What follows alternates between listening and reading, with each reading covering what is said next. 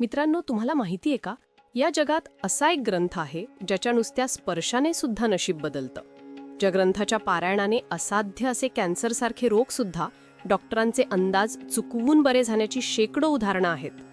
ज्या घरात हा ग्रंथ वाचला जातो तिथे गरिबी कधीच टिकू शकत नाही आणि साक्षात दत्त महाराज त्या भक्ताच्या हाकेला ओ देतात.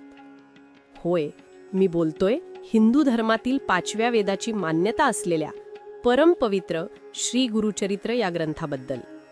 आज आपण 52 अध्यायांचं हे महाकाय रहस्य, त्यातील 52 चमत्कारी कथा आणि दत्त महाराजांचा पृथ्वीवरचा प्रवास एकाच व्हिडिओमध्ये एका अखंड प्रवासात उलगडणार आहोत. हे फक्त ऐकणं नाही, तर हा एक अनुभव असणार आहे. मित्रांनो, 52 अध्यायांचा हा प्रचंड ग्रंथ त्याचा गाभा न हरवता तुम्हाला समजेल अशा सोप्या भाषेत आणि रंजक पद्धतीनं मांडण्यासाठी मी मनापासून खूप मेहनत घेतली आहे. या कथेचा प्रत्येक शब्द लिहिताना मी त्या दत्तगुरूंचं स्मरण केले आहे. माझी ही मेहनत तुमच्यापर्यंत पोहोचली असेल तर तुमचा एक साधा लाईक माझ्यासाठी खूप मोलाचा ठरेल. प्लीज या व्हिडिओला आत्ताच लाईक करा. आणि हो, आपली उपस्थिती लावण्यासाठी कमेंटमध्ये मनापासून दिगंबरा दिगंबरा श्रीपाद वल्लभ दिगंबरा लिहायला विसरू नका. आणि अशाच अद्भुत पौराणिक कथांसाठी आपल्या चॅनलला सबस्क्राईब पण करून घ्या. तर चला काळाच्या मागे जाऊया आणि पाहूया ती पहिली घटना जिथे दत्त संप्रदायाची सुरुवात झाली. कथेची सुरुवात होते एका आक्रोशाने. एक असा भक्त ज्याचं नाव आहे नामधारक. पण नाव असूनही त्याला त्याचे जीवन व्यर्थ वाटते. का? कारण त्याच्या जीवनात फक्त दुःख, दारिद्र्य आणि अपमान आहे. गाणगापूर क्षेत्र, भीमा आणि अमरजा नद्यांचा पवित्र संगम. पण या संगमावर नामधारक मात्र रडत होता. त्याचे डोळे सुजले होते, घसा कोरडा पडला होता. तो आकाशाकडे बघून ओरडत होता, हे दत्तगुरु, तू दीननाथ आहेस ना? मग माझी हाक तुला का ऐकू येत नाही? लोक मला हिणवतात, माझे नशीब का फुटके आहे? जर तू आत्ता भेटला नाहीस तर मी या नदीत जीव देईन. त्याची ती हाक काळजाला चिरणारी होती. आणि म्हणतात ना, जेव्हा भक्ताचा धीर सुटतो तेव्हाच देवाची धाव सुरू होते. तेवढ्यात त्याला समोरून एक तेजस्वी आकृती येताना दिसली. अंगावर भगवी वस्त्रे, कपाळावर भस्म, डोळ्यात सूर्यासारखे तेज पण चंद्रासारखी शीतलता. ते होते साक्षात सिद्धमुनी. नामधारक धावत गेला आणि त्यांच्या पायांवर कोसळला. महाराज, मला वाचवा, मला मार्ग दाखवा. मला त्या दत्तगुरूंचं स्वरूप सांगा जे भक्तांसाठी धावून येतात. सिद्धमुनींनी त्याला उठवले, त्याच्या डोक्यावरून हात फिरवला आणि एका गंभीर पण आश्वासक आवाजात म्हणाले, बाळा नामधारका, रडू नकोस. तुझे पूर्वज दत्तभक्त होते, पण तू विसरलास म्हणून हे भोग वाट्याला आले. पण आता काळजी नको, मी तुला ती कथा सांगतो जी ऐकल्याने यमराजाची सुद्धा भीती वाटत नाही. ती आहे गुरुचरित्र. कान देऊन ऐक. सिद्धमुनी सांगू लागले. युग होते सत्ययुग. हिमालय पर्वताच्या कुशीत अत्री ऋषींचा आश्रम होता. अत्री ऋषी म्हणजे तपश्चर्येचा महामेरू आणि त्यांची पत्नी होती महासाध्वी अनुसया. अनुसयेचं पातिव्रत्य इतकं प्रखर होतं की तिच्या पुण्याईनं स्वर्गाचं सिंहासन सुद्धा डगमगू लागलं होतं. इंद्राला भीती वाटली, पण खरी भीती वाटली ती 3 देवींना, माता लक्ष्मी, माता पार्वती आणि माता सरस्वती. नारद मुनींनी या 3ही लोकांजवळून एकच बातमी पसरवली होती की सध्या त्रिभुवनात अनुसयेसारखी पतिव्रता दुसरी कुणी नाही. या ईर्षेपोटी 3ही देवींनी आपल्या आपल्या पतींकडे हट्ट धरला. ब्रह्मा, विष्णू आणि महेश यांना पृथ्वीवर जावं लागलं. उद्देश एकच, अनुसयेचं सत्वहरण करणे, तिचं पातिव्रत्यभंग करणे. विचार करा, ज्यांच्या एका इशाऱ्यावर सृष्टी चालते ते ब्रह्मा, विष्णू आणि महेश आज एक परीक्षा घेण्यासाठी साधूचं रूप घेऊन अत्री ऋषींच्या आश्रमाबाहेर उभे होते. दुपारची वेळ. अत्री ऋषी अनुष्ठानासाठी नदीवर गेले होते. आश्रमात अनुसया एकटीच होती. बाहेरून आवाज आला, भवती भिक्षाम देही. अनुसया बाहेर आली. दारात 3 तेजस्वी अतिथी. तिने नम्रपणे नमस्कार केला. ऋषीवर, यावे, आसन ग्रहण करावे. मी आपल्या भोजनाची व्यवस्था करते. पण त्या 3 अतिथींनी एकमेकांकडे बघितलं. त्यांच्या चेहऱ्यावर एक गूढ स्मित होतं. त्यातील एका साधूनं म्हणजे विष्णूनं हात उंचावला आणि म्हणाला, माते, आमची एक अट आहे. आम्ही तुझं अन्न ग्रहण करू, पण एका अटीवर. अनुसया म्हणाली, आज्ञा करावी. साधू म्हणाला, आम्हाला भूक लागलीये, पण आम्ही अशा स्त्रीच्या हातचं जेवण घेणार नाही जिनं वस्त्र परिधान केलं आहे. तुला विवस्त्र होऊन अंगावरचे सर्व कपडे काढून आम्हाला अन्न वाढावं लागेल. हीच आमची निर्वाण भिक्षा आहे. जर हे शक्य नसेल तर आम्ही इथून उपाशी जाऊ. क्षणभर सन्नाटा पसरला. आभाळ कोसळावं तसे शब्द होते ते. एका परपुरुषासमोर एका स्त्रीने विवस्त्र होणं हे तर मृत्यू होणंही भयानक होतं. जर तिने नाही म्हटलं तर अतिथी उपाशी जातील, गृहस्थाश्रमाचा धर्म बुडेल, आणि जर हो म्हटलं तर पातिव्रत्य धर्म बुडेल. धर्मसंकट. अनुसयेचे डोळे मिटले. तिने मनात आपल्या पतीचे अत्री ऋषींचं स्मरण केलं आणि त्याच क्षणी तिला अंतर्ज्ञानाने समजलं की हे सामान्य साधू नाहीत, हे तर तिचे लाडके भगवान आहेत जे तिची परीक्षा घेत आहेत. तिचा चेहरा उजळला. भीतीच्या जागा आत्मविश्वासानं घेतली. ती हसली. एका आईच्या ममतेने तिने त्या तिघांकडे बघितले. तिने स्वयंपाकघरात जाऊन पतीच्या कमंडलूतील तीर्थ हाताच्या उंजळीत घेतले. तिचे डोळे पाणावले होते, पण ते दुःखाने नाही तर एका असीम भक्तीने. तिने मनात विचार केला, माझे मन जर निर्मळ असेल, माझ्या पतीवरील प्रेम जर सत्य असेल आणि हे अतिथी जर साक्षात त्रिमूर्ती असतील, तर या क्षणी माझे हे दूध पिणारे बाळ का होऊ नयेत? माझ्या मनात यांच्याविषयी कोणताही विकार नाही, मग लज्जा कसली? बाळासमोर आई कधी लज्जित होते का? तिने ते मंत्राग्नीने भारलेले पाणी त्या तिन्ही साधूंच्या अंगावर शिंपडले आणि म्हणाली, माझ्या पतीच्या तपश्चर्येने तुमची इच्छा पूर्ण हो. आणि काय आश्चर्य! त्या पाण्याच्या स्पर्शाने जगाला चालवणारे, चक्र सुदर्शन धरणारे विष्णू, त्रिशूलधारी शिव आणि ब्रह्मदेव, त्या क्षणी ट्या ट्या करत रडणारी 3 छोटीशी गोजीरवणी बालकं बनली. ज्यांच्या भयाने काळ सुद्धा थरथर कापतो, ते आता अनसयेच्या पायाशी हातवारे करत लोळत होते. अनसुयेचे मातृत्व उफाळून आले. तिने त्या चिमुकल्या बाळांना कडेवर उचलले. त्या क्षणी ती फक्त एक तपस्विनी नव्हती, ती जगत जननी झाली होती.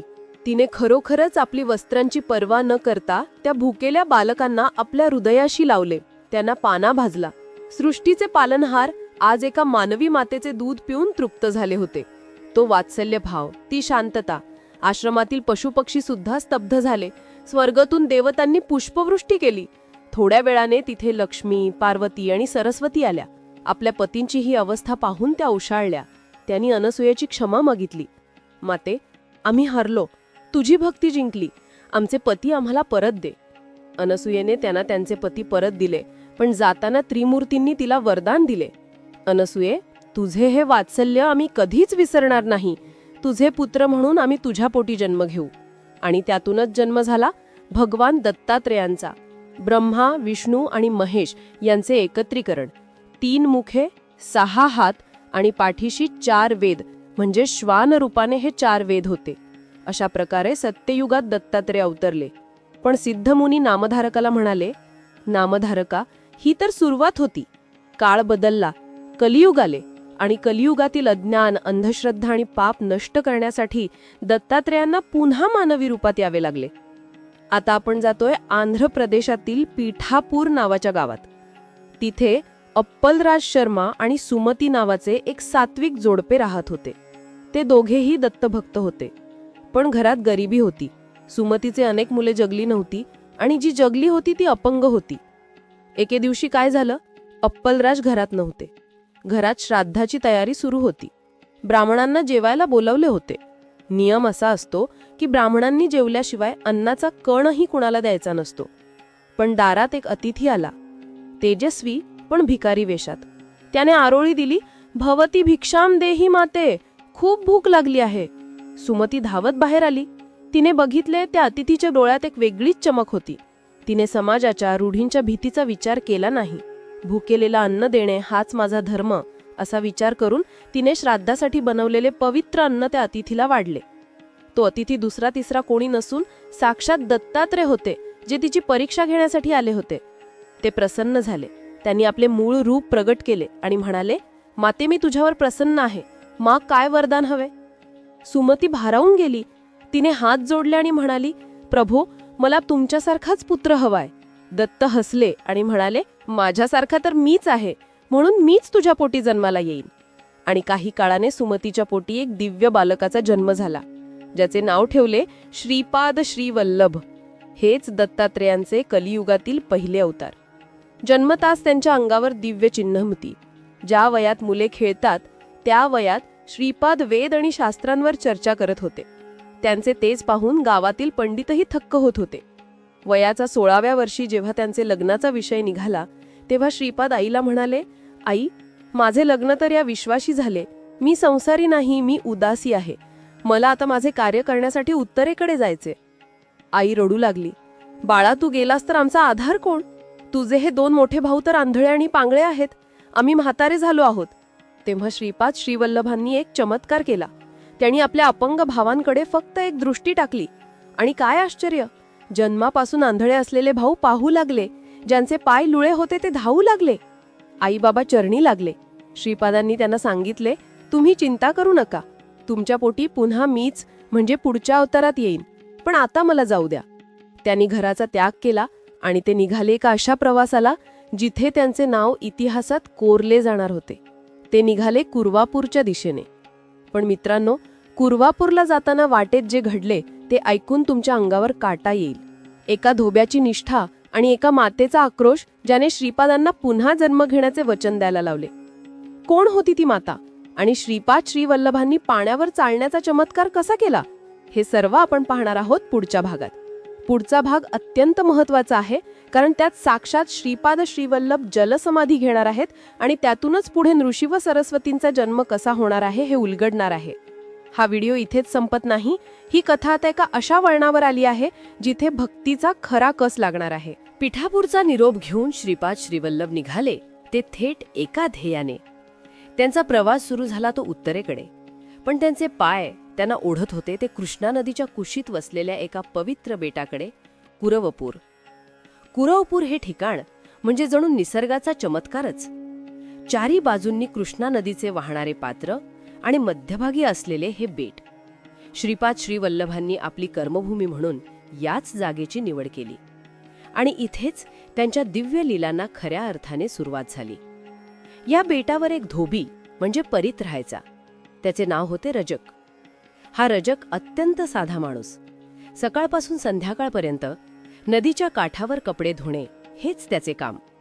पण जेव्हापासून श्रीपाद कुरवपूरला आले तेव्हापासून रजक आपले काम सोडून तासनतास लांबूनच श्रीपादांकडे बघत असे. त्याला वेद येत नव्हते, मंत्र येत नव्हते, पण त्याच्या मनात एकच भाव होता, हे कोणीतरी सामान्य योगी नाहीत. रोज श्रीपाद नदीवर स्नानाला आले की रजक धावत जाऊन त्यांचे ओले कपडे धुवून देत असे, वाळवून देत असे. आणि त्या बदल्यात त्याला काय मिळायचे? फक्त श्रीपादांचे एक स्मित हास्य. पण त्याच्यासाठी ते लाखाचे होते. एके दिवशी एक भयानक घटना घडली. रजक नेहमीप्रमाणे कपडे धुत होता. त्याचा छोटा मुलगा जेवणाचा डबा घेऊन काठावर आला होता. अचानक जंगलाच्या दिशेने एक प्रचंड डरकाळी फुटली. काही समजायच्या आत एक क्रूर वाघ झुडपातून बाहेर आला आणि त्याने त्या लहानग्या मुलावर झडप घातली. वाचवा, वाचवा! मुलाची किंकाळी हवेत विरली. रजक धावत गेला, पण तोपर्यंत उशीर झाला होता. वाघाच्या तीक्ष्ण दातांनी मुलाचा गळा पकडला होता. रक्ताच्या चिळकंड्या उडाल्या आणि तो वाघ मुलाला घेऊन जंगलात पळाला नाही, तर तिथेच टाकून निघून गेला. कारण समोरून श्रीपाद श्रीवल्लभ शांतपणे चालत येत होते. रजक टाहो फोडत श्रीपादांच्या पायावर पडला. स्वामी, माझा वंश संपला, माझे बाळ गेले. श्रीपादांनी त्या रक्ताने माखलेल्या मुलाकडे बघितले. त्यांच्या चेहऱ्यावर ना भीती होती ना दुःख होती, ती फक्त एक अधिकारवाणी. त्यांनी आपल्या कमंडलूतील पाणी त्या मुलावर शिंपडले आणि एकच शब्द उच्चारला, उत्तिष्ठ, म्हणजे उठ. आणि काय चमत्कार! ज्या मुलाचे प्राण गेले होते, ज्याचं शरीर वाघाने फाडलं होतं, तो मुलगा झोपेतून जागा झाल्यासारखा आळस देत उठून बसला. त्याच्या अंगावर जखमेचा एक ओरखडाही नव्हता. हे दृश्य पाहून रजक वेडापिसा झाला. तो नाचू लागला, माझे स्वामी देव आहेत, माझे स्वामी देव आहेत. पण श्रीपादांची लीला इथेच थांबली नाही. एकदा हाच रजक कपडे धुत असताना नदीतून एक राजा आपल्या लवाजमासह बोटीतून जात होता. राजाची ती शान, हत्ती, घोडे आणि दिमाग बघून रजकाच्या मनात एक क्षण मोह निर्माण झाला. त्याला वाटलं, आहा, काय हे सुख! मला पण असे सुख मिळेल का? श्रीपादांनी त्याचे मन ओळखले. त्यांनी त्याला जवळ बोलवले आणि विचारले, रजका, तुला राजा व्हायचे आहे ना? रजक लाजून खाली मान घालून उभा राहिला. श्रीपाद हसले आणि म्हणाले, तुझी इच्छा पूर्ण होईल, पण या जन्मात नाही. पुढच्या जन्मात तू राजा बसशील आणि मी तुला तिथेही भेटायला येईन. हाच रजक पुढे बिदरचा बादशाह म्हणून जन्माला आला. अशा अनेक लीला सुरू होत्या, पण कुरवपूरच्या मातीत घडलेली सर्वात मोठी घटना, जी दत्तात्रेयांचे दुसरे अवताराचे कारण बनणार होती, ती अजून घडायची होती. एका दुपारी जेव्हा सूर्य डोक्यावर आला होता आणि कृष्णा नदीचे पात्र तापले होते, तेव्हा नदीच्या काठावर एक स्त्री आपल्या मुलाला फरफटत ओढत आणत होती. तिचे नाव होते अंबिका. ती ब्राह्मण स्त्री होती, पण तिचे नशीब अतिशय कठोर होते. तिचा मुलगा जन्मतःच मतिमंद होता. त्याला साधे बोलताही येत नव्हते, बुद्धी तर नव्हतीच. वडील वारलेले, घरात खायला अन्नाचा कण नाही आणि वरून समाजाचे टोमणे. लोक तिला म्हणायचे, तुझे पापच असे असणार, म्हणून असा वेडा मुलगा पोटी आला, ह्याला जगवून काय फायदा. रोजचा अपमान सहन करून अंबिका थकली होती. तिने ठरवले होते आज जीवन संपवायचे. तिने आपल्या कमरेला पदर घट्ट बांधला आणि मुलाचा हात पकडून ती खोल पाण्यात उडी घेण्यासाठी पुढे सरसावली. पाण्याची खळखळ आणि अंबिकेंचे हुंदके, वातावरणात एक भयंकर उदासी होती. ती मुलाकडे बघून रडत होती, बाळा, या जगात आपल्याला जागा नाही रे. देवाने सुद्धा आपल्याकडे पाठ फिरवली आहे. चल आपण त्याच्याकडेच जाऊया. त्या मतिमंद मुलाला काहीच कळत नव्हते. तो फक्त आईच्या रडणाऱ्या चेहऱ्याकडे बघून हसत होता. त्या निर्विकार हास्य बघून अंबिकेचा बांध फुटला. ती किंचाळली, देवा, का अशी शिक्षा दिलीस मला? मी काय पाप केले होते? तिने डोळे मिटले आणि पाण्यात उडी घेणार. तेवढ्यात मागून एक गंभीर आणि धीरगंभीर आवाज आला, थांब माते, आत्महत्या हे महापाप आहे. अंबिका थबकली. तिने मागे वळून पाहिले. तिथे साक्षात श्रीपाद श्री वल्लभ उभे होते. त्यांच्या अंगातून येणाऱ्या तेजाने अंबिकेचे डोळे दिपले. ती जागीच गुडघ्यावर कोसळली. स्वामी, मला अडवू नका, मी जगू शकत नाही. माझा हा मुलगा, हा समाजासाठी चेष्टा आणि माझ्यासाठी ओझे झाला आहे. मी मेल्यावर याचे काय होणार? त्यापेक्षा मी याला घेऊनच जाते. श्रीपाद तिच्या जवळ आले. त्यांची नजर करुणेने भरलेली होती. त्यांनी त्या मतिमंद मुलाच्या डोक्यावरून हात फिरवला. माते, मुलाला ओझे म्हणतीयस? अरे, ज्या मातीने बीजाला पोटात वाढवले, तिनेच त्याला नाकारायचे असते का? ते शब्द अंबिकेच्या काळजाला भिडले. ती ओक्साबोक्शी रडू लागली. तिने श्रीपादांचे पाय धरले आणि ती विनवणी करू लागली, मग मला मार्ग दाखवा स्वामी. जर मला जगायचे असेल तर मला तुमच्यासारखा ज्ञानी, तुमच्यासारखा तेजस्वी पुत्र हवा. या वेडा मुलाला घेऊन मी कशी जगू? मला तुमच्यासारखा मुलगा द्या, नाहीतर मला मरण द्या. तिची ती हाक, त्यातील आर्तता आणि मातृत्व, हे सर्व पाहून श्रीपादांचे हृदय हेलावून गेले. त्यांनी अंबिकेला उठवले. माते, उठ, तुझी इच्छा पूर्ण होईल. तू आता घरी जा आणि नित्यनेमाने शनिप्रदोष व्रत कर. आणि लक्षात ठेव, श्रीपादांनी तिच्या डोळ्यात बघित एक वचन दिले, जे काळाच्या दगडावर कोरले गेले. तुला माझ्यासारखा पुत्र हवा आहे ना? पण या त्रिभुवनात माझ्यासारखा फक्त मीच आहे. म्हणून पुढच्या जन्मात मी स्वतः तुझ्या पोटी जन्म घेईन. अंबिकेचा विश्वास बसेना. साक्षात देव तिला आई म्हणणार होता. तिने थरथरत्या हाताने श्रीपादांना नमस्कार केला. तिचे अश्रू आता दुःखाचे राहिले नव्हते, ते आनंदाचे होते. श्रीपादांच्या आशीर्वादाने अंबिका परतली आणि तिने आपला उर्वरित जन्म शिवभक्तीत घालवला. तिकडे श्रीपादांच्या लीलांचा वेग वाढतच होता. कुरवपूर हे फक्त भक्तांचे स्थान नव्हते, तर व्यापाऱ्यांचा मार्गही होता. वल्लभेश नावाचा एक ब्राह्मण व्यापारी होता. त्याने नवस केला होता की जर व्यापारात चांगला नफा झाला तर मी कुरवपूरला येऊन 1000 ब्राह्मणांना जेवण घालेन. त्याला नफा झाला. तो पैसे घेऊन कुरवपूरला निघाला. पण ही बातमी काही चोरांना समजली. ते चोर भक्तांचे सोंग घेऊन वल्लभेशच्या प्रवासात सामील झाले. दिवसभर ते त्याच्याशी गोड बोलले की अरे, आम्ही पण दर्शनालाच चाललो आहोत. वल्लभेश भोळा होता. तो त्यांच्यावर विश्वास ठेवून चालत राहिला. रात्र झाली. घनदाट जंगल लागले. आजूबाजूला चिट्ट पाखरूही नव्हते. संधे साधून त्या चोरांनी आपला खरा रंग दाखवला. ए ब्राह्मणा, जे काही आहे ते काढून दे, नाहीतर गळा कापून टाकू. वल्लभेश थरथर कापू लागला. अरे, हे देवाचे पैसे आहेत, हे घेऊ नका. पण राक्षसी वृत्तीच्या चोरांनी ऐकले नाही. एका चोराने तलवार काढली आणि सपकन वार केला. वल्लभेशचे शिर धडा वेगळे झाले. रक्ताच्या थारोळ्यात तो पडला. चोर आनंदाने पैसे लुटू लागले. पण त्याच क्षणी जंगलातील शांतता भंग पाडली. झाडांच्या फांद्या जोरजोरात हलू लागल्या. जमिनीतून जणू ज्वालामुखी फुटावा तसा एक दिव्य पुरुष तिथे प्रगट झाला. हातात त्रिशूळ, जटा सोडलेल्या आणि डोळ्यात आग ओकणारे रौद्र रूप. हे श्रीपाद श्री वल्लभ होते, पण शांत रूपात नाही, तर काळ भैरवाच्या रूपात. त्यांनी आपल्या त्रिशूळाने त्या चोरांचा संहार सुरू केला. काही क्षणातच सर्व चोर जमिनीवर लोळले. नंतर श्रीपादांनी आपले शांत रूप धारण केले. त्यांनी वल्लभेशच्या धडाला शीर जोडले आणि त्यावर भस्म टाकले. वल्लभेश, ओठ! वल्लभेश दचकून जागा झाला. त्याला वाटले आपण झोपलो होतो. पण जेव्हा त्याने आजूबाजूला मेलेले चोर आणि समोर उभे असलेले श्रीपादांना पाहिले, तेव्हा त्याला सत्य उमजले. त्याने देवाचे पाय धरले. अशा प्रकारे श्रीपादांनी धर्म आणि भक्तांचे रक्षण केले. पण आता त्यांची वेळ संपत आली होती. ठरल्याप्रमाणे अवतार कार्य पूर्ण झाले होते. तिथी होती आश्विन वद्य द्वादशी. श्रीपादांनी भक्तांना सांगितले, माझे कार्य संपले आहे. आता मी महाप्रस्थान करणार आहे. पण लक्षात ठेवा, मी जरी देहाने जात असलो तरी कुरवपूर हेच माझे स्थान असेल. जो कुणी इथे श्रद्धेने येईल त्याची इच्छा अपूर्ण राहणार नाही. हे सांगून श्रीपाद श्री वल्लभ कृष्णा नदीच्या प्रवाहात उतरले. हजारो भक्त काठावर उभे राहून दिगंबरा दिगंबराचा जयघोष करत होते. पाणी त्यांच्या गुडघ्यांपर्यंत आले, कमरेपर्यंत आले आणि बघता बघता श्रीपाद प्रवाहात लुप्त झाले. ना देह सापडला, ना काही खूण, फक्त नदीचे शांत पात्र. भक्त रडू लागले. पण त्याच वेळी आकाशवाणी झाली, मी गेलो नाही, मी इथेच आहे, निर्गुण रूपात. श्रीपादांची जलसमाधी झाली. एक युग संपले, पण वचन अपूर्ण होते. अंबिका मातेला दिलेले वचन. काळ सरला, वर्षे रुटली. आता आपण विदर्भातील कारंजा लाड या गावी जाणार आहोत. तिथे माधव आणि अंबा म्हणजेच अंबिकेचा पुनर्जन्म नावाचे एक सात्विक दाम्पत्य राहत होते. अंबा माता हीच ती पूर्वजन्मीची अंबिका. तिने 16 वर्षांचे कडक व्रत केले होते आणि एके दिवशी तिला स्वप्न पडले, साक्षात दत्त महाराज तिच्या उटीत येत आहेत. आणि तो दिवस उजाडला. शुक्ल पक्षातील ती पवित्र तिथी होती. दुपारची वेळ. अंबा मातेच्या पोटी एका तेजस्वी बालकाचा जन्म झाला.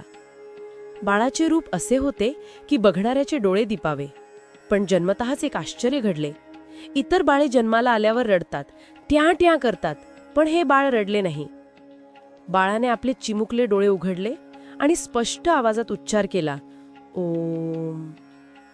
त्यानंतर शांत, एकदम शांत. घरात आनंदोत्सव साजरा झाला.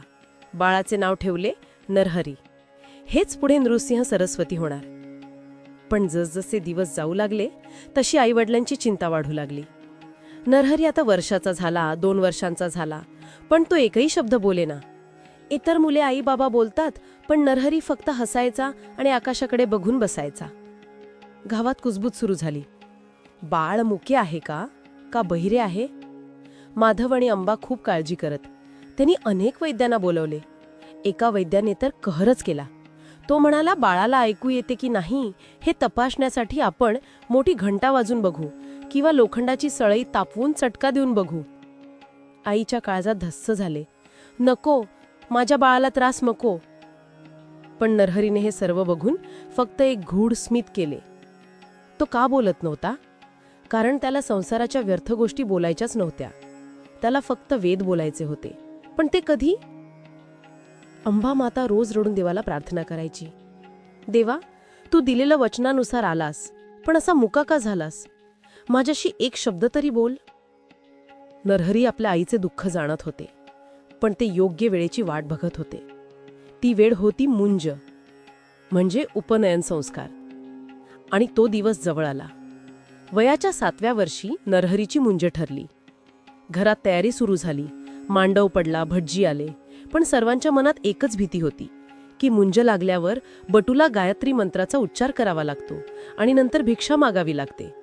जर नरहरी बोललाच नाही तर मुंज कशी होणार?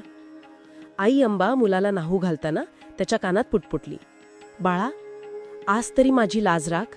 आज तरी आई म्हणून एक हाक मार. नरहरीने आईकडे बढितले. त्यांच्या डोळ्यात एक वेगळीच चमक होती. जणू ते सांगत होते, आई थांब, आज मी असे काही बोलेन की हे जग थक्क होईल. काय घडणार होती मुंजीच्या वेळी? ज्या मुलाने 7 वर्षे तोंड उघडले नाही तो खरोखरच बोलणार होता का? आणि जर बोलला तर असं काय सांगणार होता ज्यामुळे आई वडिलांच्या पायाखालची जमीन सरकणार होती? हा फक्त मौनभंग नव्हता, तर एका महायज्ञाची सुरुवात होती. मित्रांनो, ही कथा एका अशा वळणावर आली आहे जिथे एका 7 वर्षाच्या मुलाच्या मुखातून साक्षात 4 वेद प्रकट होणार आहेत. पण त्यानंतर तो मुलगा जे मागणार आहे ते कोणत्याच आईला सहन होण्यासारखं नाही. काय असेल ती मागणी पाहूया पुढील भागात. कारंजा गावातील त्या मांडवात आता तणाव शिगेला पोचला होता. भटजींनी हातातील अक्षता घेतल्या. सावधान असा घोष झाला. मंगलाष्टक संपली. बाळ नरहरीच्या गळात जानले म्हणजे यज्ञोपवीत घालण्यात आले. आता तो विधी आला ज्याची सर्वांना भीती होती, म्हणजे बटूला गायत्री मंत्राचा उपदेश देणे आणि बटूने तो उच्चारणे. वडिलांनी, माधवरावांनी नरहरीला जवळ घेतले. उपरणे कापड डोक्यावर घेऊन त्यांनी मुलाच्या कानात गायत्री मंत्राचा उच्चार केला. ओम भूर्भुवः स्वः तत्सवितुर्वरेण्यम. मंडपात शांतता पसरली होती. सर्वांचे डोळे नरहरीच्या ओठांकडे लागले होते. हा मुलगा बोलेल का, की ही मुंजा अपूर्ण राहणार? आई अंबाचा श्वास रोखला गेला होता. आणि मग त्या 7 वर्षाच्या बालकाने आपले डोळे उघडले. त्याच्या ओठांची हालचाल झाली आणि जो आवाज बाहेर पडला तो एखादा लहान मुलाचा नव्हता, तर ढगांच्या गडगडाटासारखा गंभीर आणि स्पष्ट होता. ओम भूर्भुवः स्वः. नरहरी बोलला. मंडपात एकच जल्लोष झाला. बाळ बोलले, बाळ बोलले. आई अंबाच्या डोळ्यातून आनंदाश्रूच्या धारा लागल्या. तिने देवाला हात जोडले. पण हा आनंद फक्त काही क्षणांचाच होता, कारण पुढच्याच क्षणी जे घडले त्यांनी उपस्थित पंडितांच्या पायाखालची जमीन सरकली. नरहरी फक्त गायत्री मंत्र बोलून थांबला नाही. जसा गंगेचा प्रवाह अडवता येत नाही तसा ज्ञानसागराचा प्रवाह त्याच्या मुखातून फुटला. त्या 7 वर्षाच्या बालकाने तिथे उभे राहून ऋग्वेदातील ऋचा म्हणायला सुरुवात केली. अग्निमीळे पुरोहितम यज्ञस्य देवं ऋत्विजम. त्याचा उच्चार इतका शुद्ध, इतका स्पष्ट आणि वेगवान होता की तिथे बसलेले वृद्ध घनपाठी ब्राह्मण सुद्धा थक्क झाले. लोक बघतच राहिले. हा मुलगा तर जन्मापासून मुका होता, याला वेद कोणी शिकवले? नरहरीने एका सुरात ऋग्वेद, यजुर्वेद आणि सामवेदाचे मंत्र म्हणायला सुरुवात केली. जणू साक्षात सरस्वती त्याच्या जिभेवर नाचत होती. गावातील जे पंडित मघाशी चेष्टा करत होते ते आता नरहरीच्या पायावर डोके ठेवून होते. त्यांना समजले होते की हे सामान्य बालक नाही, हा साक्षात जगद्गुरू आहे. विधी पूर्ण झाला. आता वेळ होती मातृभिक्षा मागायची. परंपरेनुसार बटूने हातात झोळी घेऊन आईकडे जायचे आणि म्हणायचे, ओम भवती भिक्षाम देही, म्हणजे माते मला भिक्षा दे. नरहरी हातात झोळी घेऊन आईकडे गेला. अंबा माता सोन्याच्या ताटात लाडू, पेढे आणि गोडधोड घेऊन उभी होती. ती खूप खुश होती. तिचा मुलगा आता बोलत होता. तिला वाटले आता माझे बाळ माझ्या जवळ राहणार, संसारात रमणार. नरहरी आईसमोर उभा राहिला. त्याचे रूप आता बदलले होते. डोळ्यात एक वैराग्याची आग होती. त्याने झोळी पुढे केली आणि खणखणीत आवाजात म्हणाला, माते, भिक्षा वाढ. आईने लाडू झोळीत टाकण्यासाठी हात पुढे केला, पण नरहरीने झोळी मागे घेतली. नाही आई, मला हे लाडू पेढे नको आहेत. अंबा गोंधळली. मग काय हवे तुला बाळा? तू मागशील ते देईन मी आज. नरहरीने आईच्या डोळ्यात बघितले आणि तो एकच वाक्य बोलला, ज्याने आईच्या काळजाचे तुकडे झाले. आई, मला संन्यास घेण्याची भिक्षा दे. मला हा संसार नको. मला या बंधनातून मुक्त कर. मला काशीला जाऊन तपश्चर्या करायची आहे. ताटातील लाडू जमिनीवर पडले. अंबा तिथेच जागीच मटकन खाली बसली. काय म्हणालास? संन्यास? अरे वेड्या, तुझे वय काय? तू तर अजून 7 वर्षांचा आहेस. आत्ता कुठे तुझे बोबडे बोल कानावर पडले आणि तू मला सोडून जाण्याची भाषा करतोयस? तिने मुलाला घट्ट मिठी मारली. बाळा, तुला माहित आहे का मी तुझ्यासाठी किती नवस केले? 16 वर्ष मी अन्नाचा त्याग केला, अनवाणी चालले, तेव्हा तू मला मिळालायस आणि तू म्हणतोस मी जाऊ? मी तुला जाऊ देणार नाही. वडिलांनी पण समजावण्याचा प्रयत्न केला. अरे नरहरी, संन्यास हा वृद्धापकाळात घ्यायचा असतो. हे खेळण्याचे, शिकण्याचे वय आहे. तू गृहस्थाश्रम स्वीकार, आमचा वंश वाढव. नरहरीने आईला अलगद बाजूला केले, पण मायेने. तो आता मुलगा म्हणून नाही तर गुरु म्हणून बोलत होता. तो म्हणाला, आई, ज्याला तू बाळ समजतेस तो या देहाचा धर्म आहे, पण आत्मा अमर आहे. तू म्हणतेस म्हातारपणी संन्यास घे, पण मृत्यू कधी येईल हे कोणाला माहीत आहे का? ज्या झाडाला फळ यायचे आहे ते कधीही येऊ शकते. आई रडत होती. तिचा आक्रोश थांबत नव्हता. बाळा, तुझे हे तत्वज्ञान मला समजत नाही रे. मला फक्त माझा मुलगा हवाय. जर तू निघून गेलास तर आमचे म्हातारपण कोण सांभाळेल? आम्ही कोणाच्या तोंडाकडे बघून जगायचे? आम्हाला अग्नी कोण देणार? आईचे हे दुःख पाहून नरहरीचे मन द्रवले, पण त्याचे ध्येय निश्चित होते. तो आईच्या जवळ गेला. तिच्या डोक्यावरून मायेने हात फिरवला. आई, तुझा हा प्रश्न बरोबर आहे. मी जर गेलो तर तुमचा सांभाळ कोण करणार? यासाठी मी तुला एक वरदान देतो. त्याने आईच्या कपाळाला स्पर्श केला आणि म्हणाला, आई, माझ्यावर विश्वास ठेव. मी तुला वचन देतो, जोपर्यंत तुला आणखी 2 पुत्र होत नाहीत तोपर्यंत मी घर सोडणार नाही. तुला आणखी 2 मुले होतील, जे तुमचा म्हातारपणी सांभाळ करतील, सेवा करतील, आणि एक मुलगी सुद्धा होईल. आता तरी मला परवानगी देशील ना? आईने मुलाकडे पाहिले. तिला समजले की याला अडकून ठेवणे शक्य नाही. हा सूर्य आहे, त्याला घरात कोंडून ठेवता येणार नाही. तिने जड अंतःकरणाने होकार दिला. ठीक आहे बाळा, पण एक वचन दे, तू कुठेही असलास तरी जेव्हा मी तुला हाक मारेन तेव्हा तू मला दर्शन द्यायला येशील? नरहरीने हसून मांडो लावली. तथास्तु. काही काळानंतर आईला जुळी मुलं झाली. नरहरीने दिलेले वचन पूर्ण झाले. आता जाण्याची वेळ आली होती. वयाच्या अवघ्या 8व्या वर्षी नरहरीने आपल्या आईवडिलांच्या चरणांवर डोके ठेवले. घराचा उंबरठा ओलांडला आणि तो निघाला सत्याच्या शोधात. त्यांनी मागे वळून पाहिले नाही. त्यांचा प्रवास सुरू झाला उत्तरेकडे, थेट काशीच्या दिशेने, म्हणजे वाराणसीच्या दिशेने. त्या काळात प्रवास सोपा नव्हता. घनदाट जंगले, हिंस्त्र प्राणी आणि चोर दरोडेखोर. पण या बालयोग्याच्या चेहऱ्यावरचे तेज बघून वाघ सिंह सुद्धा रस्ता बदलत होते. ते काशीला पोहोचले. काशी, विद्वानांची नगरी. तिथे अनेक दिग्गज पंडित होते, जे स्वतःला वेदांचे जाणकार समजत होते. पण जेव्हा या छोट्या बालकाने मणिकर्णिका घाटावर बसून वेदांवर भाष्य करायला सुरुवात केली, तेव्हा संपूर्ण काशी हादरली. कोण आहे हा मुलगा?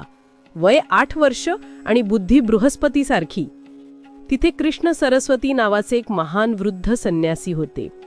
ते शंकराचार्यांच्या परंपरेतले होते. त्यांनी नरहरीला ओळखले. त्यांनी नरहरीला बोलावले. बाळा, तू या कलियुगाचा उद्धार करण्यासाठी आला आहेस. तुला आता दीक्षा घ्यावी लागेल. विधिवत दीक्षा झाली.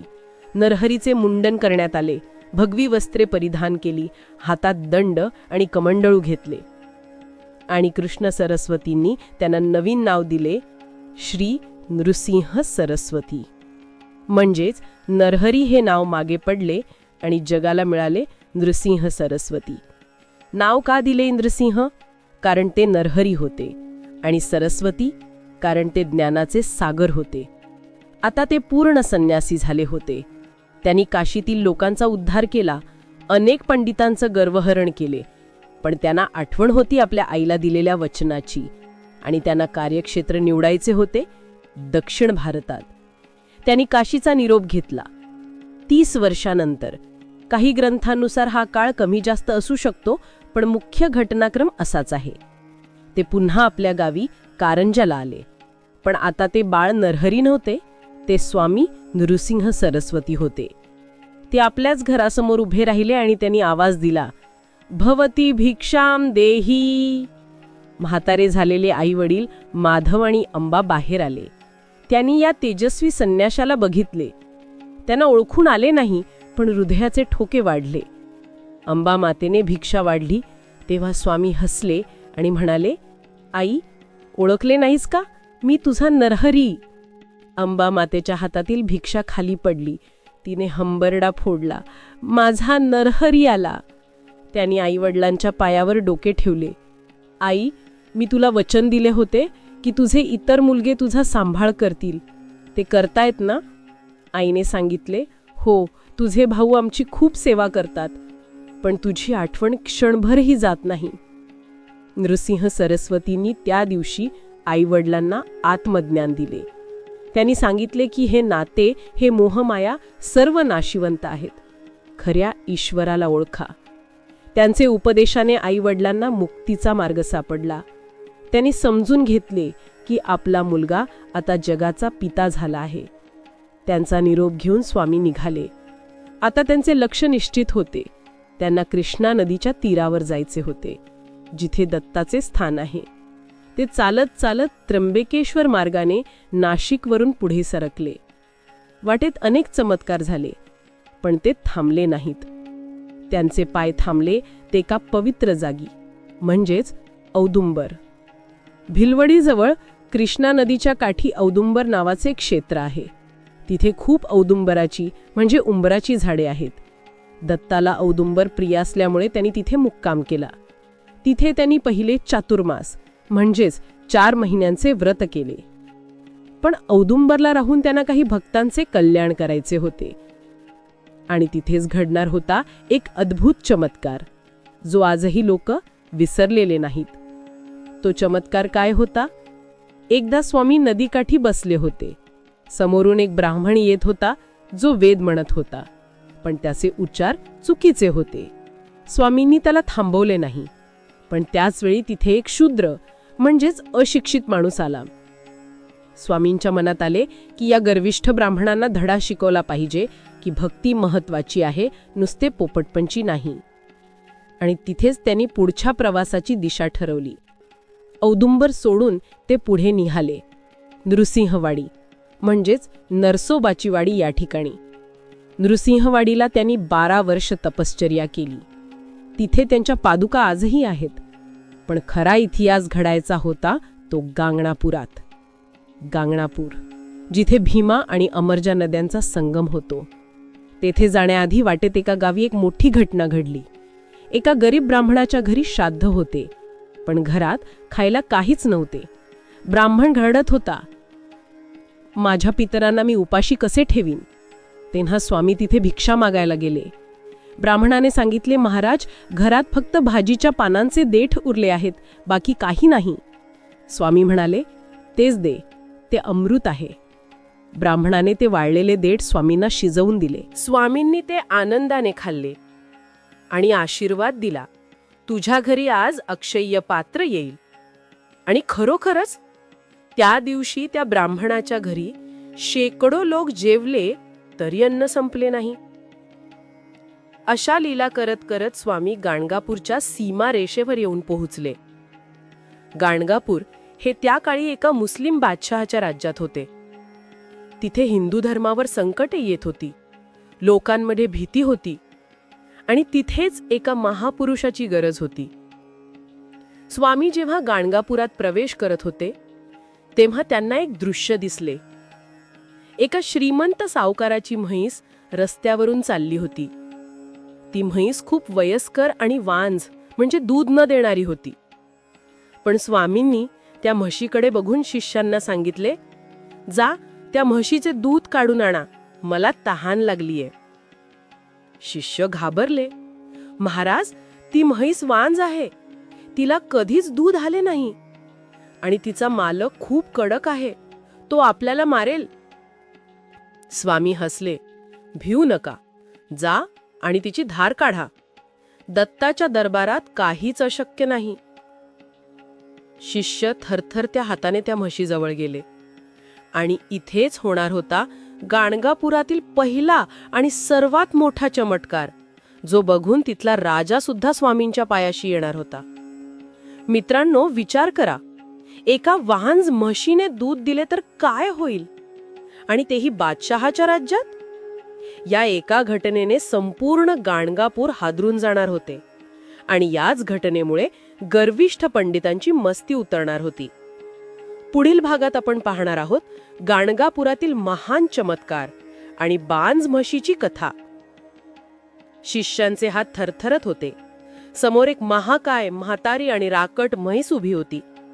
तिचा मालक एक तुसडा ब्राह्मण तिथेच उभा होता आणि कुत्सितपणे हसत होता. तो म्हणाला, अरे वेडांनो, तुमचे महाराज नक्कीच भांग पिऊन आले आहेत वाटतं. अरे ही म्हैस वांज आहे, हिने जन्मात कधी वासराला जन्म दिला नाही तर दूध कुठून देणार?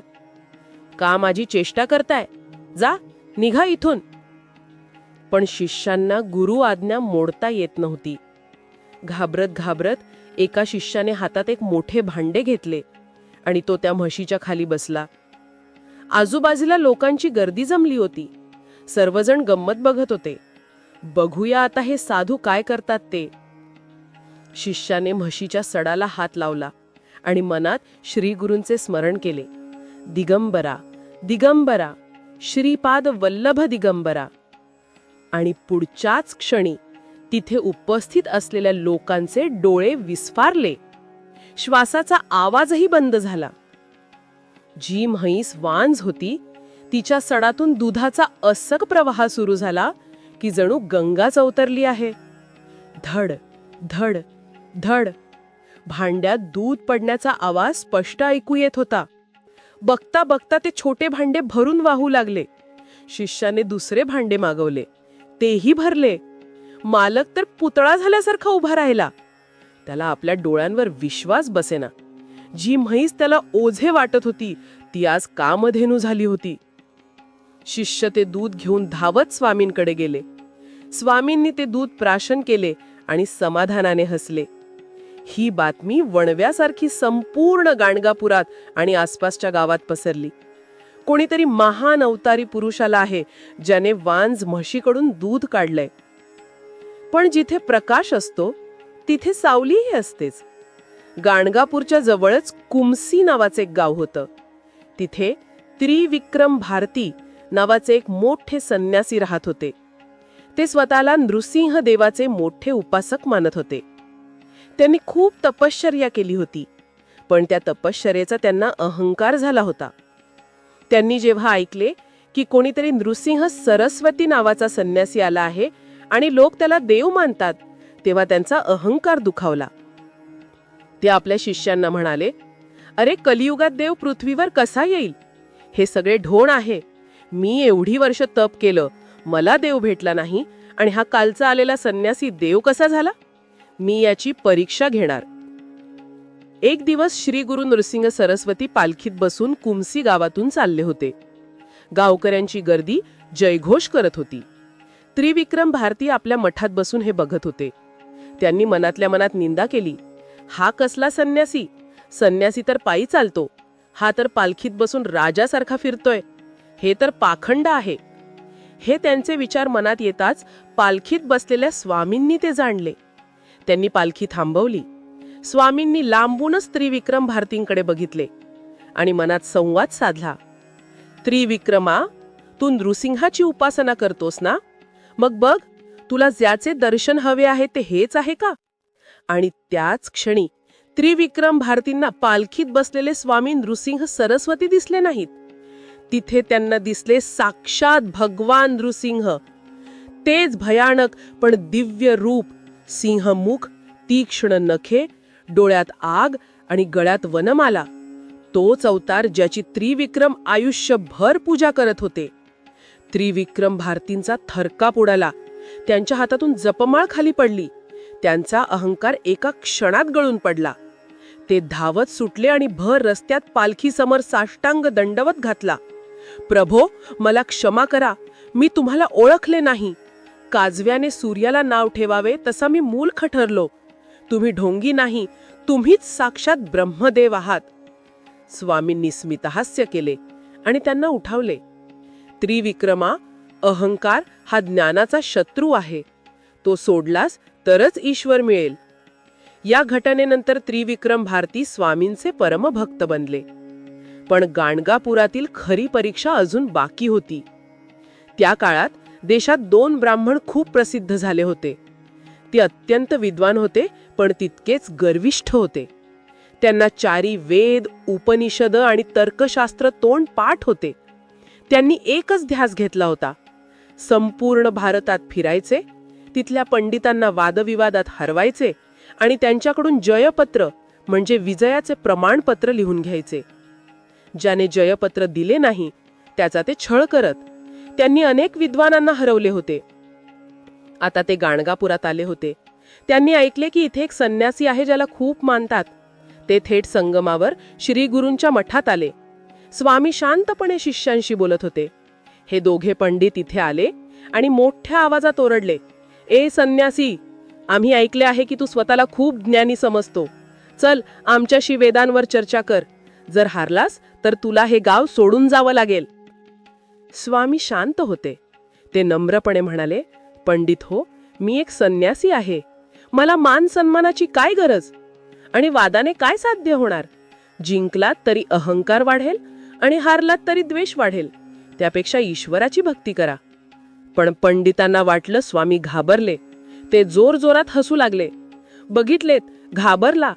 अरे तुला वेद तरी येतात का फक्त लोकांच्या पायून पडून घेतात? त्यांनी स्वामींचा अपमान सुरू केला.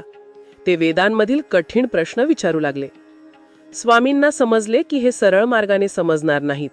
यांच्या रोगावर एकच औषध आहे, म्हणजे चमत्कारिक अपमान. स्वामींनी आजूबाजूला नजर फिरवली. तिथे मठाच्या कोपऱ्यात एक माणूस उभा होता. तो जातीने मातंग, म्हणजे त्या काळी शूद्र मानला जाणारा होता. त्याचे काही ग्रंथात नाव दिलेले नाही, पण तो अत्यंत गरीब आणि अशिक्षित होता.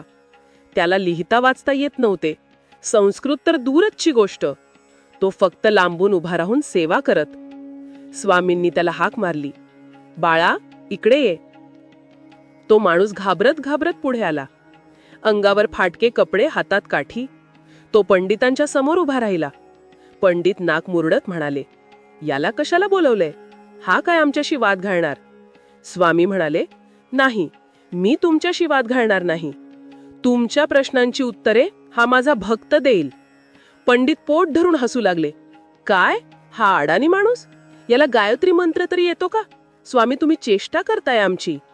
स्वामींचे डोळे आता गंभीर झाले. त्यांनी आपल्या हातातील भस्म त्याच्या कपाळावर लावले आणि त्याच्या डोक्यावर आपला वरदा हस्त ठेवला. स्वामींनी आज्ञा केली, बोल बाळा, या पंडितांना वेदांचा अर्थ सांग. ऋग्वेदापासून सुरू कर.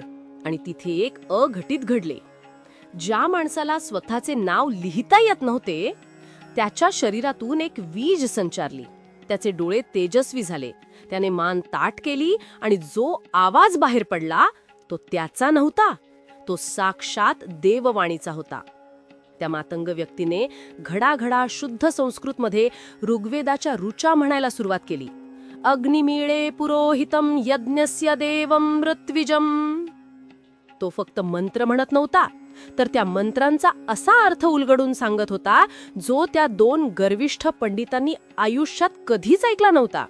त्याचा आवाज गंगेच्या प्रवाहासारखा निर्मळ आणि हिमालयासारखा खंबीर होता. वातावरणात एक पवित्र शांतता पसरली. झाडावरचे पक्षी सुद्धा शांत झाले. पंडितांचं हसणं विरून गेलं. त्यांचे चेहरे पांढरे पडले. त्यांना विश्वास बसेना की हे काय चालले आहे. ज्या वेदांचा अभ्यास करायला त्यांना 50 वर्षे लागली, ते वेद हा माणूस पाण्याच्या प्रवाहासारखे कसे बोलतोय? त्या क्षणी त्या दोन पंडितांचा अहंकार असा तुटला जसा काचेचा महाल दगडाने फुटतो. त्यांना समजले की विद्या ही पुस्तकात नसते, ती गुरुकृपेत असते. ज्याच्या डोक्यावर सद्गुरूंचा हात आहे त्याला जगातील कोणतेच ज्ञान दुर्लभ नाही. त्या मातंग भक्ताच्या डोळ्यातून अश्रू वाहत होते. त्याला स्वतःला माहित नव्हते तो काय बोलतोय, पण त्याला आतून एक परमानंद मिळत होता. त्याला आज समजले होते की देवाच्या दरबारात जात पात धर्म काहीच नसते, तिथे फक्त भाव असतो. पंडित धावत आले आणि त्यांनी स्वामींच्या पायावर लोळण घेतली. महाराज, आम्हाला क्षमा करा. आमचे डोळे उघडले. आम्ही फक्त पोपटपंची केली, पण खरा अर्थ आम्हाला आज समजला. आमचा अहंकार जळाला. स्वामींनी त्या मातंग भक्तावरील हात काढला आणि तो पुन्हा सामान्य झाला. त्याला काहीच आठवत नव्हते. स्वामी पंडितांना म्हणाले, विद्येचा उपयोग नम्रतेसाठी करायचा असतो, वादासाठी नाही. जा आणि यापुढे कोणाचाही अपमान करू नका. पंडितांनी आपले जयपत्र फाडून टाकले आणि ते स्वामींचे शिष्य झाले. या घटनेनंतर गाणगावपुरात स्वामींचा जय जयकार झाला. लोकांना खात्री पडली की हे दत्तात्रेय आहेत. पण स्वामींची लीला इथेच थांबणार नव्हती. आता एक अशी घटना घडणार होती जी मृत्यूला सुद्धा आव्हान देणार होती. गाणगावपुरात रोज शेकडो लोक येत. त्यात एक स्त्री आली होती. तिचे नाव काही कथांमध्ये गंगाबाई असे सांगितले जाते. ती अत्यंत दुःखी होती. ती ब्राह्मण सुवासिनी होती, पण तिचे नशीब फुटक्या कवडीसारखं होतं. लग्नाला अनेक वर्ष झाली, पण तिला मूल होत नव्हते. सासरचे लोक तिला टोमणे मारत. शेवटी ती कंटाळून गाणगापुरात आली आणि स्वामींच्या चरणी सेवा करू लागली. ती रोज संगमावर आंघोळ करायची, ओल्या कपड्यांनी मठाला प्रदक्षिणा घालायची आणि स्वामींच्या दर्शनाला उभी राहायची. स्वामींनी तिच्याकडे बघितले आणि विचारले, माते, काय हवे तुला? ती रडत म्हणाली, स्वामी, मला पुत्र हवा आहे. लोक मला वांज म्हणतात. माझा ओटी भरा. स्वामींनी हसून तिच्या हातात 2 फळे दिली, नारळ किंवा फळ. जा, तुझे कल्याण होईल. ती आनंदली, पण तिची परीक्षा संपली नव्हती. काही काळाने तिला मुलगा झाला नाही, पण तिचे पती आजारी पडले. इतके आजारी पडले की जगण्याची आशा उरली नाही. एके दिवशी रात्री तिचे पती मरण पावले. गावातील लोक जमले. अरे अरे, बिचारीचं नशीब बघ. मूल तर झालंच नाही, आता कपाळच पांढरे झाले. आता ही विधवा झाली. लोक अंत्ययात्रेची तयारी करू लागले. तिरडी बांधली गेली. पतीचे प्रेत त्यावर ठेवणे गेले. ती स्त्री वेड्यासारखी रडत होती. स्वामी, तुम्ही तर आशीर्वाद दिला होतात, मग हे काय झालं? माझा पती मला सोडून कसा गेला? तुमचे वचन खोटे कसे ठरेल? तिचे ते शब्द, तिचा तो अधिकार, जणू काही ती देवालाच जाब विचारत होती. आणि मित्रांनो, इतिहासात असे फार कमी वेळा घडते की भक्ताच्या हट्टापायी देवाला निसर्गाचे नियम बदलावे लागतात. यमराजाला आलेली शिकार परत करावी लागते. स्वामींनी आपले डोळे उघडले. त्यांच्या डोळ्यात आता नृसिंह नव्हते, तर करुणार्णव दत्त होते. त्यांनी शिष्यांना विचारले, बाहेर काय चालले आहे? शिष्याने सांगितले, महाराज, एका स्त्रीचा पती वारला आहे आणि ती तुमच्याकडे न्याय मागत आहे. स्वामी उठले. ते हळूहळू त्या प्रेताच्या दिशेने चालू लागले. वातावरण स्तब्ध झाले. लोक श्वास रोखून बघत होते. स्वामी काय करणार? मेलेल्याला जिवंत करणार? अशक्य. हे सृष्टीच्या नियमाविरुद्ध आहे. स्वामी प्रेताच्या जवळ आले. त्यांनी त्या रडणाऱ्या स्त्रीकडे बघितले. तिचे कुंकू पुसलेले होते, बांगड्या फुटायच्या होत्या. स्वामींनी आपल्या कमंडोलीतील पाणी हाताच्या तळव्यावर घेतले, मंत्र उच्चारला आणि सर्वांसमोर एका मोठ्या आवाजात म्हणाले, आयुष्य असते तर मरतो कशाला, आणि मी असताना यम येतोच कशाला? काय अर्थ होता याचा? काय त्या प्रेतात प्राण परत येणार होते? स्वामींनी ते पाणी प्रेताच्या तोंडावर शिंपडले आणि मित्रांनो, काय झाले असेल पुढे? प्रेत उठले की नाही? आणि जर उठले तर यमराजाने काय केले? हा प्रसंग गाणगापूरच्या इतिहासातील सर्वात रोमांचक प्रसंग आहे, ज्याने मृत्युंजय मंत्राची ताकद सिद्ध केली. पुढील भागात आपण पाहणार आहोत मृत्यूवर विजय आणि सतीची कथा पूर्ण रूपात. वातावरणात एक भयान शांतता होती. हजारो डोळे त्या प्रेताकडे आणि स्वामींच्या हाताकडे लागले होते. स्वामींच्या कमंडलूतील ते मंत्राग्नीने भारलेले पाणी त्या मृतदेहाच्या थंड पडलेल्या चेहऱ्यावर पडले. पाण्याचे थेंब ओघळून खाली पडले. 1 क्षण गेला, 2 क्षण गेले, काहीच हालचाल झाली नाही. लोकांमध्ये कुजबूज सुरू झाली. बघितले, काहीच झाले नाही. मेलेला माणूस कधी उठतो का? हा निसर्गाचा नियम आहे. त्या स्त्रीचा, त्या माऊलीचा श्वास रोखला गेला होता. तिने स्वामींच्या चरणांवरची पकड ढिली केली नाही. तिचे डोळे मिटलेले होते आणि ओठांवर फक्त दत्त दत्त हाच जप सुरू होता. आणि मग त्या प्रेताच्या उजव्या हाताच्या करंगळीत एक सूक्ष्म हालचाल झाली. कोणीतरी ओरडले, बोट हल्ले, बोट हल्ले. सर्वांचं लक्ष तिथे गेले. पाहता पाहता त्या मृत शरीराच्या छातीत श्वास भरू लागला. फुफ्फुसे हल्ली. आणि ज्याप्रमाणे एखादा माणूस गाढ झोपेतून आळस देत उठावा, तसे त्या ब्राह्मणाने आपले डोळे उघडले. तो हळूहळू उठून बसला. त्याने आजूबाजूला बघितले. लोक रडत आहेत. पत्नी जमिनीवर लोळण घेत आहे. स्वतःला तिरडीवर बांधलेले आहे. तो गोंधळला. तो म्हणाला, अरे, हे काय चालले आहे? मी तर झोपलो होतो. मला इथे का आणले? आणि तुम्ही सगळे माझ्याकडे असे का बघत आहात? त्याचा आवाज ऐकून त्याची पत्नी, जी मगाशी दुःखाने अर्धी मेली होती, ती आता वेड्यासारखी ओरडली, स्वामी, तुम्ही परत आलात. तिने धावत जाऊन पतीला मिठी मारली नाही, तर आधी श्री नृसिंह सरस्वतींच्या पायावर डोके ठेवले. तिचे अश्रू स्वामींच्या पायावर पडले आणि त्या उष्ण अश्रूंनी स्वामींचे पाय धुतले गेले. महाराज, तुम्ही देव आहात. तुम्ही यमराजाच्या दाढेतून माझ्या पतीला परत आणले, माझा सुहाग परत दिला. लोक जयघोष करू लागले. दिगंबरा दिगंबरा, श्रीपाद वल्लभ दिगंबरा. हा नाद आकाशाला भिडला. ज्यांनी स्वामींची चेष्टा केली होती ते आता लाजेने मान खाली घालून उभे होते. स्वामी शांत होते. त्यांनी त्या ब्राह्मणाला आणि त्याच्या पत्नीला आशीर्वाद दिला. बाळा, तुझे आयुष्य अजून संपले नव्हते. ही यमराजाची चूक नव्हती, पण भक्तीचा हट्ट गुह्य तिला सुद्धा बदलवू शकतो, हेच मला जगाला दाखवायचे होते. जा, सुखाने संसार करा. तो ब्राह्मण आणि त्याची पत्नी पुनर्जन्म मिळाल्यासारखे घरी गेले. ही बातमी वाऱ्यासारखी नाही तर वणव्यासारखी पसरली. गाणगापुराच्या माहेर कर्नाटक, महाराष्ट्र, तेलंगणापर्यंत लोक बोलू लागले. गाणगापुरात एक असे स्वामी आले आहेत जे मेलेल्या माणसाला जिवंत करतात. आता मठात रोज हजारांची गर्दी होऊ लागली. दुःखी, कष्टी, रोगी लोक आशेने येऊ लागले. आणि स्वामी कोणालाच रिकामे हाताने पाठवत नव्हते. पण स्वामींची परीक्षा घेण्यासाठी निसर्ग नवनवीन रूपे घेऊन येत होता. एके दिवशी दुपारची वेळ होती. स्वामी भक्तांशी संवाद साधत होते. तेवढ्यात गर्दीतून वाट काढत एक अतिशय वृद्ध स्त्री पुढे आली. तिचे वय असेल साधारण 60 वर्ष. केस पूर्ण पिकलेले, चेहऱ्यावर सुरकुत्या, हातात काठी. चालताना सुद्धा ती थरथरत होती. ती स्वामींच्या समोर आली आणि हात जोडले. महाराज, मी सोमनाथ सायनदेवाची पत्नी. अनेक वर्षांपूर्वी मी नवस केला होता की मला मुलगा झाला तर मी सेवेला येईन. पण माझे नशीब बघा, तरुण पण गेले, म्हातार पण आले, पण पाळणा हल्ला नाही. आता लोक मला वांज म्हातारी म्हणून चिडवतात. आता या वयात मला मूल कसे होणार? पण तुमची कीर्ती ऐकून शेवटची आशा घेऊन आले आहे. तिचे बोलणे ऐकून आजूबाजूचे लोक हसले. एक जण म्हणाला, आजी, आता नातवंडे खेळवायचे वय आहे आणि तुला मुलगा हवाय.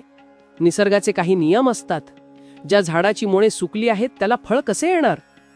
वैद्यकशास्त्राप्रमाणे हे अशक्य होते. रजोनिवृत्ती म्हणजे मेनोपॉज होऊन अनेक वर्ष झाली होती. पण स्वामींच्या चेहऱ्यावर एक वेगळंच तेज होतं.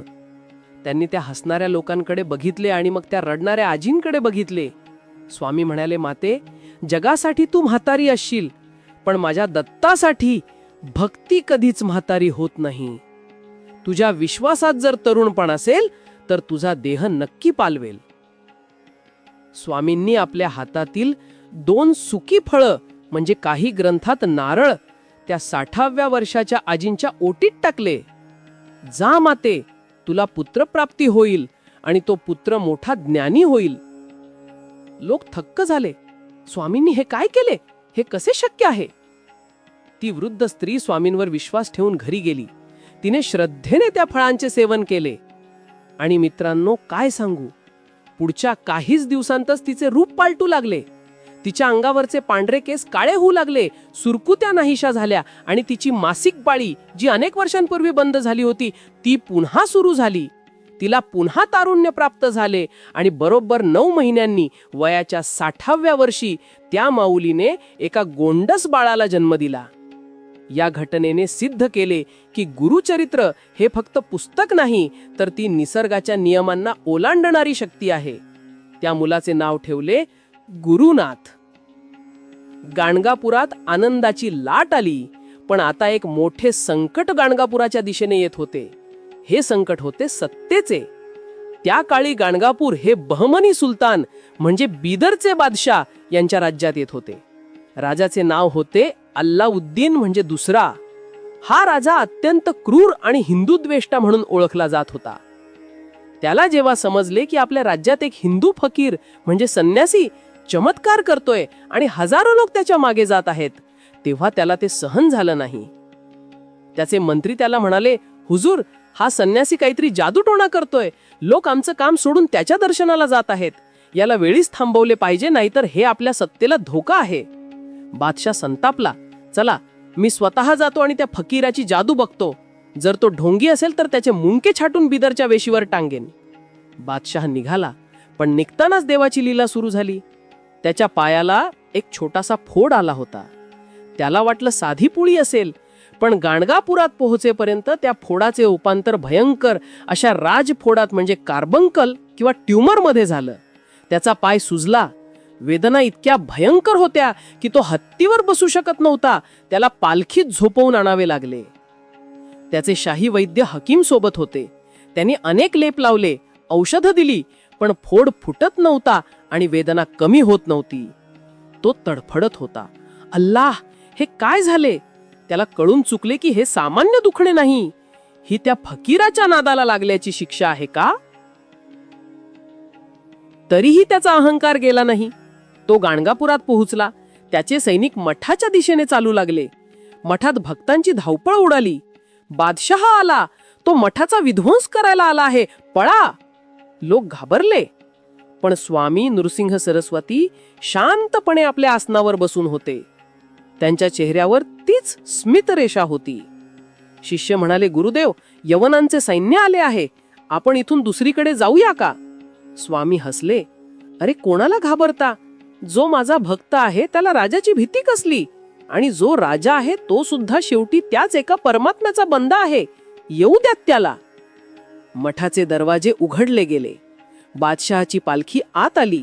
सैनिकांनी तलवारी उपसल्या होत्या. वातावरण तणावपूर्ण होते. बादशाह वेदनेने विव्हळत पालखीतून उतरला. 2 सेवकांनी त्याला धरले होते. तो रागाने स्वामींकडे बघू लागला. कुठे आहे तो जादूगार? बादशाने नजर वर करून स्वामींकडे बघितले. त्याला वाटले होते की समोर एखादा भगवी वस्त्र घातलेला, गळात माळा घातलेला हिंदू साधू असेल. पण जेव्हा त्याची नजर स्वामींच्या डोळ्याला भिडली तेव्हा तिथे त्याला काहीतरी वेगळेच दिसले. त्या क्षणी बादशहाचा अहंकार गळून पडला. त्याला समोरच्या आसनावर नृसिंह सरस्वती दिसले नाहीत. त्याला तिथे एक दिव्य पीर म्हणजे मुस्लिम संत दिसले. काहींच्या मते त्याला तिथे साक्षात नूर म्हणजे दिव्य प्रकाश दिसला. त्याच्या डोळ्यासमोरून धर्म, जात, भाषा यांचे पडदे बाजूला झाले. त्याला जाणवले की समोर बसलेली व्यक्ती ही हिंदू किंवा मुसलमान नाही, तर ती एक ईश्वरी शक्ती आहे. त्याच्या पायाची वेदना, जी मघाशी जीवघेणी होती, ती स्वामींच्या एका दृष्टिक्षेपाने अचानक शांत झाली. जणू बर्फाची पट्टी ठेवावी तशी थंडावा त्याच्या शरीरात पसरला. त्या क्रूर राजाचे डोळे पाणावले. ज्या हातांनी तलवार पकडली होती ते हात आपोआप जोडले गेले. तो गुडघ्यावर बसला नाही, तर लोटांगण घालत स्वामींच्या दिशेने सरकला. तो ओरडला, या अल्लाह, तुम्ही फकीर नाही, तुम्ही तर पैगंबर आहात. मला माफ करा. मठातील लोक श्वास रोखून बघत होते. जो राजा मारायला आला होता तो आता एका लहान मुलासारखा रडत स्वामींच्या चरणी पडला होता. स्वामींनी त्याला जवळ बोलावले. त्यांच्या स्पर्शात जादू होती. त्यांनी त्याच्या पायाकडे बघितले नाही, फक्त त्याच्या डोक्यावर हात ठेवला. राजा, सत्ता शरीरावर गाजवता येते, मनावर नाही. आणि रोग शरीराचा नसतो, तो अहंकाराचा असतो. तुझा अहंकार गेला, आता तुझा रोगही जाईल. स्वामींनी त्याला आशीर्वाद दिला. आणि काय आश्चर्य, ज्या राजफोडाने त्याला मरणाच्या दारात नेले होते तो फोड त्या क्षणी फुटला.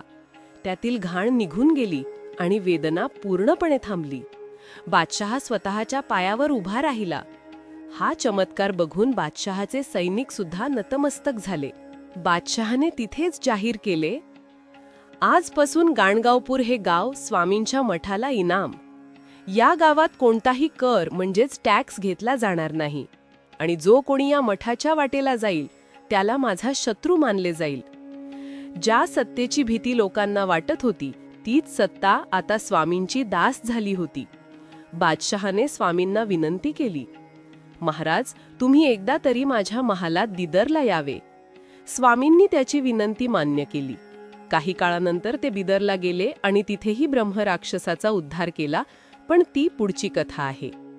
गाणगावपुरात आता सुवर्ण काळ आला होता. राजाही चरणी लागला होता आणि प्रजाही. पण मित्रांनो, म्हणतात ना की सुखाच्या काळातच खरी परीक्षा असते. आतापर्यंत स्वामींनी बाह्य जगातील लोकांना चमत्कार दाखवले होते. पण आता वेळ आली होती त्यांच्या स्वतःच्या शिष्यांची, त्यांच्या जवळच्या भक्तांची परीक्षा घेण्याची. सोन्याला आगीतून जावं लागतं तेव्हाच ते शुद्ध होते. तसंच भक्ताला संकटातून जावं लागतं. आता मठात एक असा भक्त येणार होता ज्याचं नाव होतं सायनदेव. तो मोठा अधिकारी होता, पण स्वामींच्या भक्तिपायी नोकरी सोडून आला होता. पण स्वामींनी त्याचं स्वागत प्रेमाने केले नाही. उलट त्याला पाहताच स्वामी कडाडले, येथे कशाला आलास? ही जागा सुखाची नाही. येथे राहायचे असेल तर कठोर परीक्षा द्यावी लागेल. तयार आहेस? सायनदेव म्हणाले, हो महाराज, देहाचे तुकडे झाले तरी चालतील, पण तुमचे चरण सोडणार नाही. स्वामी हसले, पण ते हास्य गूढ होते. ठीक आहे, आज रात्री तुझी परीक्षा होईल. काय होती ती परीक्षा? स्वामींनी सायनदेवाला असे काय काम सांगितले ज्याचा विचार करूनही अंगावर काटा येईल? आणि त्या परीक्षेत सायनदेव पास झाला की नापास, हेच आपण पाहणार आहोत पुढील भागात. मित्रांनो, राजा शरण आला, वांध स्त्रीला पुत्र मिळाला, मेलेला जिवंत झाला. पण आता जी कथा सुरू होणार आहे ती गुरुभक्तीची परिसीमा आहे. सायनदेवाची परीक्षा आणि त्यानंतर घडणारं चांडाळ गर्वहरण म्हणजेच वेदांचे पठण हा थरार चुकवू नका. रात्र किर्र होती. गाणगावपूरच्या मठात फक्त तेलाच्या दिव्यांचा मंद प्रकाश होता. सायनदेव स्वामींच्या समोर हात जोडून उभे होते. त्यांच्या चेहऱ्यावर भीती नव्हती, तर एक समर्पण होते. स्वामी नृसिंह सरस्वतींनी सायनदेवाकडे बघितले. त्यांची नजर आज नेहमीसारखी प्रेमळ नव्हती, तर ती एका कडक शिक्षकासारखी, एका परीक्षकासारखी होती. स्वामी कडाडले, सायनदेवा, तू म्हणतोस की तुझा माझ्यावर पूर्ण विश्वास आहेस. तू तुझ्या मोठ्या नोकरीचा, संसाराचा त्याग करून इथे आला आहेस. पण लक्षात ठेव, जोपर्यंत मन पूर्णपणे रिकामे होत नाही, तोपर्यंत त्यात ईश्वर भरता येत नाही. आज तुझी शेवटची परीक्षा आहे. स्वामींनी आज्ञा केली, सायनदेवा, मला आत्ताच्या आत्ता या मध्यरात्री पंचपक्वान्नाचे भोजन हवे आहे. आणि ते भोजन तू स्वतः कुणाचीही मदत न घेता बनवायचे आहेस. आणि हो, मठाच्या कोठारात अन्नाचा एक दाणाही नाही. जा, व्यवस्था कर. सायनदेव थबकले. मध्यरात्रीची वेळ, गाव झोपलेले, दुकाने बंद आणि मठात काहीच नाही. हे कसे शक्य आहे? सामान्य माणसाने हे अशक्य आहे म्हणून हार मानली असती. पण सायनदेव सामान्य नव्हते. त्यांनी क्षणभर डोळे मिटले. त्यांना आठवले, ज्याने वांज म्हशीकडून दूध काढले तो माझ्यासाठी अन्नाची सोय करू शकत नाही का? ही फक्त माझी निष्ठा तपासण्यासाठी चाललेली लीला आहे. त्यांनी स्वामींना नमस्कार केले आणि ते स्वयंपाकघराच्या दिशेने निघाले. त्यांनी रिकामी भांडी गॅसवर म्हणजे चुलीवर चढवली. आणि मित्रांनो, भक्तीचं काय चमत्कार सांगावा? सायनदेव फक्त रिकाम्या भांड्यात पळी फिरवत होते आणि मनात दत्त दत्त हे नामस्मरण करत होते. त्यांना माहीत होतं की हे वेडेपणाचे आहे, पण गुरुवाक्य प्रमाण. काही मिनिटं गेली आणि स्वयंपाकघरातून सुवास येऊ लागला. ज्या रिकाम्या भांड्यात फक्त पाणी होते तिथे शिरा तयार झाला होता. जिथे काहीच नव्हतं तिथे भाजीचा घमघमाट सुटला होता. सायनदेवांचे डोळे पाणावले. त्यांनी ते ताट वाढले आणि स्वामींसमोर नेऊन ठेवलं. स्वामींनी त्या अन्नाकडे बघितले नाही, त्यांनी सायनदेवाच्या डोळ्यात बघितले. ते हसले. त्यांचे ते रौद्र रूप विरघळून गेले. सायनदेवा, हे अन्न मला नको होतं. मला तुझा हा भाव हवा होता. ज्या भक्ताला नसलेल्या गोष्टीतही गुरु दिसतो त्यालाच मोक्ष मिळतो. तू परीक्षेत पास झालास. स्वामींनी सायनदेवाला पोटाशी धरले. त्या रात्री सायनदेवाला जे आत्मज्ञान मिळालं ते शेकडो वर्ष तपश्चर्या करूनही ऋषीमुनींना मिळत नाही. ही घटना वाऱ्यासारखी पसरली. पण गाणगावपुरात फक्त उच्चवर्णीय किंवा ब्राह्मणच येत नव्हते. स्वामींची कीर्ती जंगलात राहणाऱ्या आदिवासींपर्यंत पोहोचली होती. आणि आता जी कथा घडणार होती ती या ग्रंथातील सर्वात भावूक कथांपैकी एक आहे. ती कथा आहे एका वेड्या भक्ताची आणि सुकलेल्या लाकडाची. गाणगावपूरच्या बाहेर नदीच्या पलीकडे एक जंगल होतं.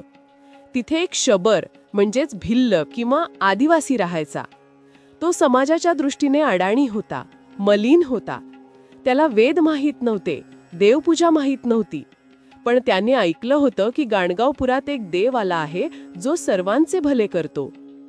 त्याला वाटलं मला पण देवाची पूजा करायची आहे, पण त्याच्याकडे मूर्ती नव्हती. एके दिवशी त्याला जंगलात एक वाळलेले पूर्णपणे सुकलेले लाकूड काष्ठ सापडले. ते लाकूड दिसायला ओबडधोबड होते, पण त्या भोळ्या शबराला त्यातच देव दिसला. त्याने ते लाकूड एका जागी रोवले. तो रोज सकाळी उठायचा, नदीतून पाणी आणायचा आणि त्या सुकलेल्या लाकडावर ओतायचा. जंगलातील फुले त्याला वाहायचा आणि तासन तास हात जोडून उभा राहायचा. हे देवा, तू यात आहेस ना, मला दर्शन दे. जाणारे येणारे लोक त्याची चेष्टा करायचे. अरे वेड्या, हे लाकूड आहे, ते पण सुकलेले.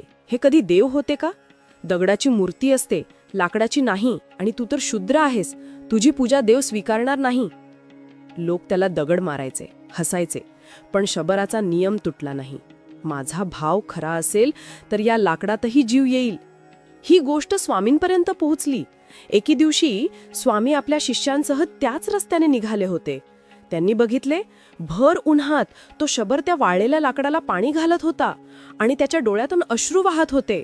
शिष्य म्हणाले, महाराज बघा हा वेडा माणूस, किती समजावले तरी ऐकत नाही. स्वामी तिथे थांबले. त्यांनी त्या शबराला हाक मारली, बाळा, काय करतो आहेस? शबर धचकला. त्याने मागे वळून पाहिले. तेजस्वी स्वामींना बघून तो घाबरला. त्याला वाटले हे पण मला मारायला आले आहेत. तो म्हणाला, महाराज, मी पूजा करतोय.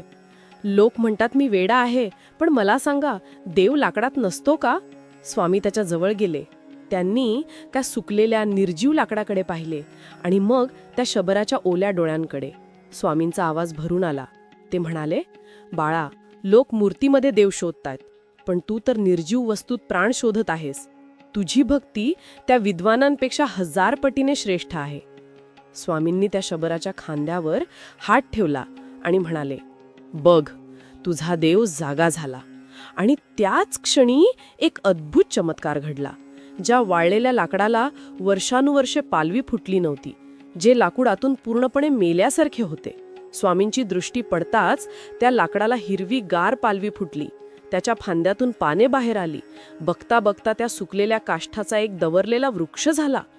हे दृश्य बघून शबर धाय मोकलून रडू लागला. तो स्वामींच्या पायावर पडला. देवा, तू आलास, तू आलास. स्वामींनी त्याला उचलले. बाळा, हा वृक्ष तुझ्या भक्तीची साक्ष आहे. जोपर्यंत ही सृष्टी आहे तोपर्यंत लोक सांगतील की एका शबराच्या भक्तीने वाळलेले लाकूड हिरवे केले. हा चमत्कार बघून सोबत असलेल्या शिष्यांचे आणि निंदकांचे डोळे उघडले. त्यांना समजले की देवाला संस्कृत मंत्र नाही, तर फक्त हृदयाची हाक समजते. दिवस सरत होते. गाणगापूर आता आनंदाने नाहून निघाले होते. पण स्वामींच्या मनात मात्र वेगळेच विचार सुरू होते. त्यांना दिसत होते की कलियुग वेगाने पुढे येत आहे. एके दिवशी त्यांनी सर्व भक्तांना, शिष्यांना आणि गावकऱ्यांना मठात बोलावले. वातावरण नेहमीसारखे प्रसन्न नव्हते. स्वामींचा चेहरा गंभीर होता, जणू काही मोठे घडणार होते. सभामंडप खचाखच भरला होता. स्वामींनी बोलायला सुरुवात केली. हा उपदेश फक्त त्या लोकांसाठी नव्हता, तर येणाऱ्या हजारो वर्षांच्या पिढ्यांसाठी होता. त्याला कलियुग धर्मनिरूपण म्हणतात.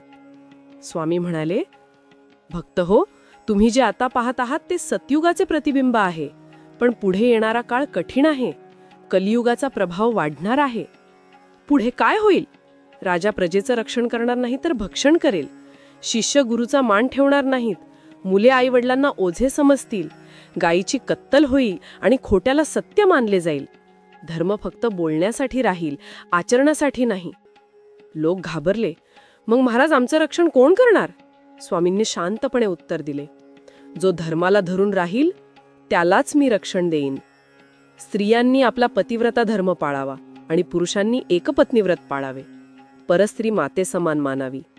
जो हे साधे नियम पाळेल त्याच्या घरी मी भिक्षेला नक्की येईन. त्या दिवशी स्वामींनी स्त्रियांचे स्वधर्म, गृहस्थाश्रम आणि गुरुसेवा यावर सखोल मार्गदर्शन केले. पण या प्रवचनाच्या शेवटी स्वामींनी जे वाक्य उच्चारले त्याने संपूर्ण सभामंडपात शांतता पसरली. लोकांच्या काळजाचा ठोका चुकला. स्वामी म्हणाले, माझे अवतार कार्य आता पूर्ण झाले आहे. ही गर्दी, हा मान सन्मान मला नको आहे. आता मला एकांतात जावेचे आहे.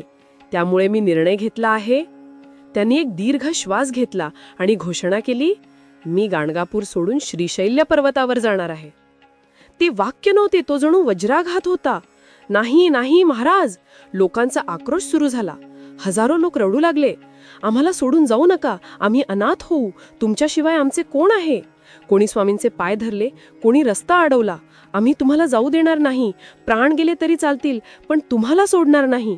स्वामींची स्थिती एका आईसारखी झाली होती, जिला आपल्या मुलांना सोडून जावे लागते. पण निर्णय अटळ होता. त्यांनी भक्तांना शांत केले.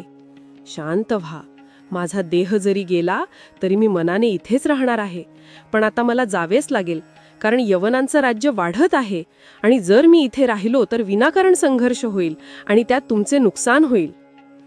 तरीही लोकांचं समाधान होत नव्हते. आम्ही कशाच्या आधारावर जगू? आम्हाला काहीतरी खूण द्या. तेव्हा स्वामींनी एक अद्भुत गोष्ट केली. त्यांनी आपल्या पायातील खडावा म्हणजे पादुका त्या काढल्या. त्या निर्गुण पादुका होत्या. त्यांनी त्या पादुका मठाच्या गाभाऱ्यात ठेवल्या आणि सांगितले, हे माझेच स्वरूप आहे. या पादुकांमध्ये माझा जीव आहे. जो या पादुकांची पूजा करील त्याला साक्षात माझे दर्शन होईल. मी रोज दुपारी इथे भिक्षेला येईन, हे माझे वचन आहे. त्या पादुका बघून भक्तांना थोडा धीर आला, पण विरहाचे दुःख कमी होत नव्हते. स्वामींनी प्रवासाची तयारी सुरू केली. त्यांनी ठरवले की सर्वांना सोबत न्यायचे नाही. हा प्रवास एकांताचा आहे.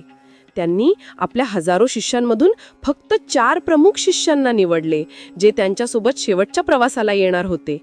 ते 4 भाग्यवान शिष्य होते. 1 सायनदेव, ज्याची परीक्षा झाली होती. 2 नंदीनामा, ज्याला कुष्ठरोगातून बरे केले होते. 3 कृष्ण सरस्वती, काशीतील शिष्य. 4 सिद्धयोगी. बाकी सर्वांना त्यांनी गाणगापुरातच राहण्याची आज्ञा दिली.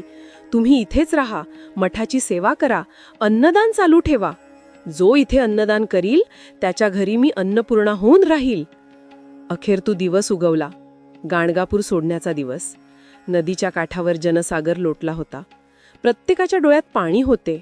हवासुद्धा जड झाली होती. पक्ष्यांचा किलबिलाट थांबला होता. स्वामी मठातून बाहेर पडले. त्यांनी एकदा मागे वळून आपल्या मठाकडे बघितले, आपल्या औदुंबराच्या झाडाकडे बघितले. त्यांच्या डोळ्यात एक तृप्त भाव होता. हे कार्य पूर्ण झाले. ते चालू लागले. लोक त्यांच्या मागे धावू लागले. महाराज थांबा, महाराज एकदा बघा. पण स्वामी थांबले नाहीत. वैराग्य काय असते हे त्यांच्या चालण्यातून दिसत होते. ज्या जागेवर त्यांनी इतके प्रेम केले, ती जागा सोडताना त्यांना ना दुःख होते ना मोह. ते संगमावर आले. तिथे एक नाव म्हणजे बोट तयार होती, पण ती साधी नाव नव्हती. भक्तांनी ती फुलांनी सजवली होती. त्याला पुष्पवहन म्हणतात. स्वामी त्या नावेत बसले. 4 शिष्य त्यांच्यासोबत बसले. नाविकाने वल्हे मारले. नाव हळूहळू काठापासून दूर जाऊ लागली.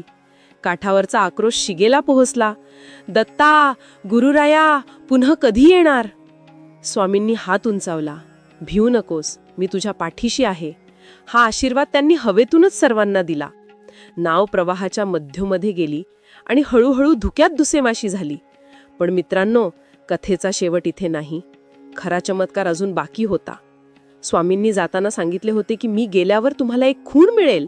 ती खूण काय असणार होती? आणि कर्दळी वनात म्हणजे श्रीशैल्य मल्लिकार्जुनाच्या घनदाट जंगलात पोहोचल्यावर स्वामी नक्की काय करणार होते? ते देह ठेवणार होते की सदेह स्वर्गात जाणार होते? हा शेवटचा प्रवास एका मोठ्या रहस्याकडे घेऊन जात आहे. ते 4 शिष्य जेव्हा परत आले तेव्हा त्यांनी जे सांगितले ते ऐकून तुमचा विश्वास बसणार नाही. आणि 52व्या अध्यायात जी अवतरणिका म्हणजे समारोप आहे, त्यात एक असे गुपित लपले आहे जे आजही भक्तांना गाणगापूरला खेचून आणते. मित्रांनो, आता आपण या महागाथेच्या अगदी शेवटच्या टप्प्यावर आलो आहोत. पुढचा भाग सेक्शन 7 हा शेवटचा भाग असणार आहे. त्यात आपण पाहणार आहोत स्वामींचे गुप्त होणे, कर्दळी वनातील गूढ आणि श्री गुरुचरित्र या ग्रंथाचे महात्म्य. तुमची मनं घट्ट करून ठेवा, कारण शेवटचा निरोप देताना तुमचेही डोळे पाणावल्याशिवाय राहणार नाहीत. भीमा आणि अमर्ज नद्यांच्या त्या विशाल पात्रात धुक्याच्या पडद्याआड ती फुलांची नाव म्हणजे पुष्पवहन हळूहळू पुढे सरकत होती. काठावर उभे असलेले हजारो भक्त आता दृष्टीआड झाले होते. त्यांचा आक्रोश आता फक्त वाऱ्याच्या झुळकेसारखा पुसटसा ऐकू येत होता. नावेमध्ये स्मशान शांतता होती. फक्त वल्ह्यांचा छप छप आवाज येत होता. नावेत बसलेले ते 4 प्रमुख शिष्य सायनदेव, नंदीनामा, कृष्ण सरस्वती आणि सिद्धयोगी एकटक स्वामींच्या चेहऱ्याकडे बघत होते. त्यांना माहीत होते की हा प्रवास परतीचा नाही. हे गुरुदेव आपल्याला सोडून एका अशा लोकात जाणार आहेत जिथून ते देहाने परत येणार नाहीत. हा विचार करूनच त्यांच्या काळजाचे पाणी होत होते. पण स्वामी नृसिंह सरस्वतींचा चेहरा पहा. त्यावर ना दुःखाची रेष होती ना विरहाची छाया. तेथे होती फक्त एक अथांग शांतता. जसा मावळणारा सूर्य जाताना जगाला वचन देऊन जातो की मी पुन्हा उगवेन, तसेच ते शांत होते. नाव प्रवाहाच्या विरुद्ध दिशेने प्रवाहाचा वेग कापून पाताळ गंगा म्हणजे श्रीशैल्य क्षेत्राकडे जाणारा मार्ग या दिशेने जात होती. प्रवास लांबचा होता. दिवस उलटले, रात्र झाली, पुन्हा दिवस उजाडला. अखेर ते ठिकाण जवळ आले. समोर दिसू लागले श्रीशैल्य मल्लिकार्जुन पर्वताचे घनदाट जंगल. यालाच कर्दळी वन असे म्हणतात. मित्रहो, हे सामान्य जंगल नाही. असे म्हणतात की या जंगलात आजही हजारो वर्षाचे तपस्वी समाधी रोवून बसले आहेत. इथे सूर्यकिरणे सुद्धा जमिनीपर्यंत पोहोचायला घाबरतात. हिंस्त्र श्वापदे, विषारी नाग आणि गूढ शक्तींचा हा वास आहे. सामान्य माणूस इथे पाऊल टाकायला धजावत नाही. पण स्वामी त्या जंगलाकडे बघून असे हसले जसा एखादा माणूस आपल्या घरी परत आल्यावर हसतो. नाव काठाला लागली. स्वामी खाली उतरले. चारही शिष्य त्यांच्या मागे उतरले. स्वामींनी तिथेच त्या शिष्यांना थांबवले. त्यांनी हात उंचावला. बाळांनो, बस. तुमची साथ इथपर्यंतच होती. या पुढचा प्रवास मला एकट्याला करायचा आहे. शिष्यांनी हंबरडा फोडला. ते स्वामींच्या पायावर कोसळले. सायनवेव रडत म्हणाला, गुरुदेव, आम्हाला असे वाऱ्यावर सोडून कुठे जाता? आम्ही तुमच्याशिवाय कसे जगू? या घनदाट जंगलात तुम्ही एकटे कसे जाणार? आम्हाला सोबत घ्या. नंदीनामा म्हणाला, माझे कुष्ठरोग तुम्ही बरे केले. हा नवीन देह तुम्ही दिला. आता हा देह तुमच्या सेवेविना काय कामाचा? स्वामींनी त्यांना प्रेमाने उठवले. त्यांच्या डोळ्यातील अश्रू पुसले. ते म्हणाले, अरे वेड्यांनो, मी तुम्हाला सोडून कुठे जातोय? मी तर माझ्या निजधामी जात आहे. आणि लक्षात ठेवा, जोपर्यंत गाणगापुरात माझी माधुकारी चालू आहे, जोपर्यंत तिथे माझा नामजप चालू आहे, तोपर्यंत मी तिथेच आहे. तरीही शिष्यांचे समाधान होईना. त्यांना काहीतरी खूण हवी होती. तेव्हा स्वामींनी त्यांना एक वचन दिले. ठीक आहे, तुमच्या समाधानासाठी मी एक खूण पाठवेन. तुम्ही इथेच काठावर थांबा. मी प्रवाहाच्या दिशेने आत जातो. काही वेळाने प्रवाहातून 4 शेवंतीची फुलं म्हणजे प्रसाद तुमच्याकडे येतील. जेव्हा ती फुलं तुमच्या हातात पडतील, तेव्हा समजा की मी सुखरूप माझ्या स्थानी पोहोचलो आहे आणि माझा आशीर्वाद सदैव तुमच्या पाठीशी आहे. हे शेवटचं आश्वासन देऊन स्वामी वळले. त्यांनी भगवे वस्त्र सावरले, हातात दंड कमंडलू घेतले आणि त्या घनदाट भयावह कर्दळी वनाच्या दिशेने पाऊल टाकले. ते 4 शिष्य श्वास रोखून बघत होते. समोर हिरवेगार गडद जंगल होते. स्वामींची ती तेजस्वी आकृती हळूहळू झाडांच्या गर्दीत मिसळायला लागली. पहिले पाऊल, दुसरे पाऊल. ते चालत होते, जणू हवा चालते. त्यांच्या पायांचा आवाजही येत नव्हता. काही क्षण ते दिसले आणि मग एका वळणावर ते झाडांच्या आडून नाहीसे झाले. गुरुदेव! सायनदेवाच्या तोंडातून एक अस्फुट हाक बाहेर पडली. आता तेथे फक्त जंगल होते. वारा घोंगावत होता, नदी वाहत होती, पण स्वामी नव्हते. जगाचा पोशिंदा, दत्ताचा अवतार, ज्याने हजारो लोकांचे दुःख दूर केले, तो आज स्वतःला या जगापासून दूर घेऊन गेला होता. त्या शिष्यांना वाटले की आपले हृदय आता बंद पडेल. ती वेदना असह्य होती. ते 4ही शिष्य तिथेच नदीच्या काठावर दगडासारखे बसून राहिले. डोळे पाण्याकडे लागले होते. फुलं येतील का, की हे शेवटचे दर्शन होते? 1 तास गेला, 2 तास गेले. पाणी वाहत होते, पण फुले दिसत नव्हती. शिष्यांच्या मनात शंका येऊ लागली. स्वामींनी आपल्याला विसरले तर नाही ना? आणि अचानक नदीच्या निळ्याशार पाण्यावर लांबून काहीतरी तरंगताना दिसलं. सोनेरी रंगाची चमक. ते जवळ आले आणि शिष्यांचा आनंद गगनात मावेनासा झाला. ती खरोखरच 4 टवटवीत शेवंतीची फुले होती, प्रवाहाच्या विरुद्ध दिशेने. म्हणजे काही कथानुसार प्रवाहातून, त्याबरोबर त्या 4 शिष्यांच्या दिशेने येत होत्या. जणू स्वामींनी स्वतः आपल्या हाताने त्या पाठवल्या होत्या. त्या फुलांनी काठाला स्पर्श केला. शिष्यांनी त्या फुलांवर झडप नाही घातली, तर थरथरत्या हातांनी त्यांना उचलून डोक्याला लावले. त्या फुलांना आजही तोच सुगंध होता जो स्वामींच्या अंगाला यायचा. त्या क्षणी त्यांना खात्री पटली की स्वामी गेले नाहीत, ते अमर आहेत. त्यांनी फक्त देह लपवला आहे, पण चैतन्य रूपाने ते आपल्या सोबत आहेत. त्या 4 फुलांचा प्रसाद घेऊन शिष्य गाणगापूरला परतले. त्यांनी गावकऱ्यांना सांगितले, रडू नका, स्वामींनी प्रसाद पाठवला आहे. ते कर्दळी वनात गुप्तरूपाने तपश्चर्येला बसले आहेत आणि त्यांनी वचन दिले आहे की ते रोज दुपारी गाणगापुरात भिक्षेला येतील. आणि मित्रांनो, ती परंपरा आजही चालू आहे. आजही गाणगापुरात दुपारची आरती झाल्यावर लोक भिक्षा मागतात आणि वाढतात. लोकांची श्रद्धा आहे की या भिक्षेच्या रूपात खुद्द दत्त महाराज येतात. इथे 51 अध्याय संपतात. आता येतो शेवटचा 52वा अध्याय, ज्याला अवतरणिका म्हणतात. आपण पुन्हा तेथे जातो जिथे ही कथा सुरू झाली होती, भीमा अमरजा संगमावर, जिथे नामधारक नावाचा भक्त सिद्धमुनींकडून ही कथा ऐकत होता. सिद्धमुनींनी आपला शब्द थांबवला. कथा संपली होती. नामधारक मात्र अजूनही त्या विश्वात हरवला होता. त्याचे डोळे मिटलेले होते, गालावरून अश्रू वाहत होते. त्याला वाटत होते की आपण स्वतः नृसिंह सरस्वतींच्या काळात जाऊन आलो आहोत. तो भानावर आला आणि त्याने सिद्धमुनींचे पाय घट्ट पकडले. महाराज, तुम्ही मला काय दिले हे मी शब्दात सांगू शकत नाही. माझे दारिद्र्य, माझी चिंता, माझे दुःख, सगळे काही या कथेच्या प्रवाहात वाहून गेले. मला आता कशाचीही भीती वाटत नाही. मला साक्षात दत्त दर्शन घडले. सिद्धमुनी हसले. त्यांनी नामधारकाला उठवले. बाळा, ही फक्त एक कथा नाही, हा वेद आहे. याला श्री गुरुचरित्र म्हणतात. हे 52 अध्याय म्हणजे 52 आठवड्यांचा म्हणजे वर्षाचा मार्ग आहे. जो कोणी या ग्रंथाचा आश्रय घेईल त्याला कलियुगातील कोणतंही संकट स्पर्श करू शकणार नाही. सिद्धमुनींनी या ग्रंथाचे महात्म्य म्हणजे फलश्रुती सांगितले, जे प्रत्येक भक्तासाठी अत्यंत महत्वाचे आहे. नीट ऐका. श्री गुरुचरित्र महात्म्य बेनिफिट्स. 1. पुत्रप्राप्ती. ज्यांना मूलबाळ होत नाही, ज्यांचे वंश पुढे वाढत नाही, त्यांनी या ग्रंथाचे श्रद्धेने पारायण केल्यास जसे त्या 60 वर्षांच्या आजीला मुलगा झाला तसे संतती प्राप्त होते. 2. रोग निवारण. कितीही जुनाट आजार असो, कुष्ठरोग असो किंवा कॅन्सरसारखे असाध्य रोग, नंदीनामा आणि शबरभक्तासारखी श्रद्धा असेल तर या ग्रंथाच्या वाचनाने शरीर निरोगी होते. 3. अखंड लक्ष्मी. ज्या घरात हा ग्रंथ नियमित वाचला जातो तिथे कधीही अन्नाची कमी पडत नाही. गरिबी नष्ट होऊन लक्ष्मी पाणी भरते. 4. पिशाच्च मुक्ती. ज्यांना वाईट स्वप्न पडतात, ज्यांच्यावर बाहेरील बाधा आहे, ब्रह्मराक्षस किंवा भूताचा त्रास आहे, त्यांच्यासाठी हा ग्रंथ अग्नीसारखा आहे. याच्या नुसत्या उपस्थितीने नकारात्मक शक्ती पळून जातात. 5. मनःशांती. आणि सर्वात महत्त्वाचे म्हणजे या धावपळीच्या जगात ज्याला मनःशांती हवी आहे त्यांनी गुरुचरित्राची काही पानं रोज वाचावीत. पारायण नियम, रीडिंग रूल्स.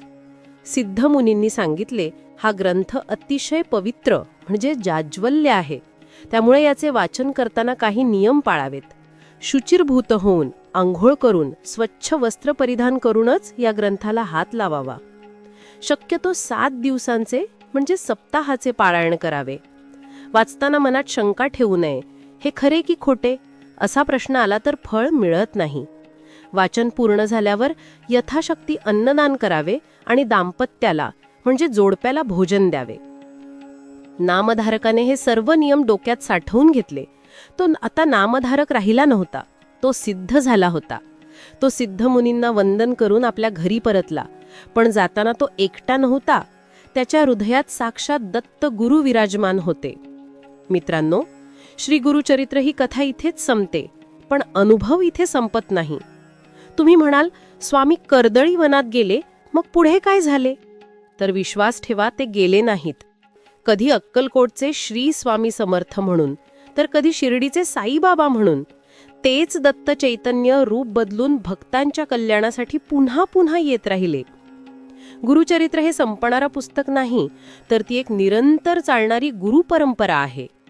आज 52 अध्यायांच्या या प्रवासात आपण जे काही ऐकलं, श्रीपादांचा बालहट्ट असो, नरहरीचे मौन असो किंवा वांजरी म्हशीचे दूध असो, यातील प्रत्येक चमत्कार आपल्याला हेच सांगतो की अशक्यही शक्य करतील स्वामी. फक्त गरज आहे ती एका हाकेची. जसे त्या नामधारकाची हाक ऐकली तशी तुमचीही हाक ते नक्की ऐकतील. जर तुमच्या जीवनात काही संकट असेल, काही मार्ग सापडत नसेल, तर एकदा डोळे मिटा, गाणगापूरचे स्मरण करा आणि मनापासून म्हणा, दिगंबरा दिगंबरा श्रीपाद वल्लभ दिगंबरा. बघा, तुम्हाला उत्तराची वाट बघावी लागणार नाही, उत्तर तुमच्या समोर असेल. तर मित्रांनो, 52 अध्यायांचा हा महाप्रचंड प्रवास आज इथे पूर्ण होत आहे. ही दिव्य कथा तुम्हाला कशी वाटली? हा अनुभव तुम्हाला कसा वाटला? हे मला कमेंट करून नक्की सांगा. तुमच्या मनातील भावना, तुमचे अनुभव कमेंटमध्ये मांडा. हा व्हिडिओ, ही कथा तयार करण्यासाठी खूप मेहनत आणि खूप अभ्यास करावा लागला आहे. जर तुम्हाला ही मेहनत आवडली असेल तर या व्हिडिओला लाईक नक्की करा. आणि हो, जाताना कमेंटमध्ये जय श्री कृष्ण किंवा अवधूत चिंतन श्री गुरुदेव दत्त नक्कीच लिहा. अशाच अद्भुत, रोमांचक आणि भक्तिमय कथा ऐकण्यासाठी आपल्या चॅनलला सबस्क्राईब करायला अजिबात विसरू नका. बेल आयकॉन दाबा, म्हणजे पुढचा व्हिडिओ तुम्हाला लगेच समजेल. भेटूया लवकरच एका नवीन कथेसह, एका नवीन प्रवासात. तोपर्यंत काळजी घ्या, आनंदी रहा आणि भक्ती करत रहा. धन्यवाद. श्री गुरुदेव दत्त.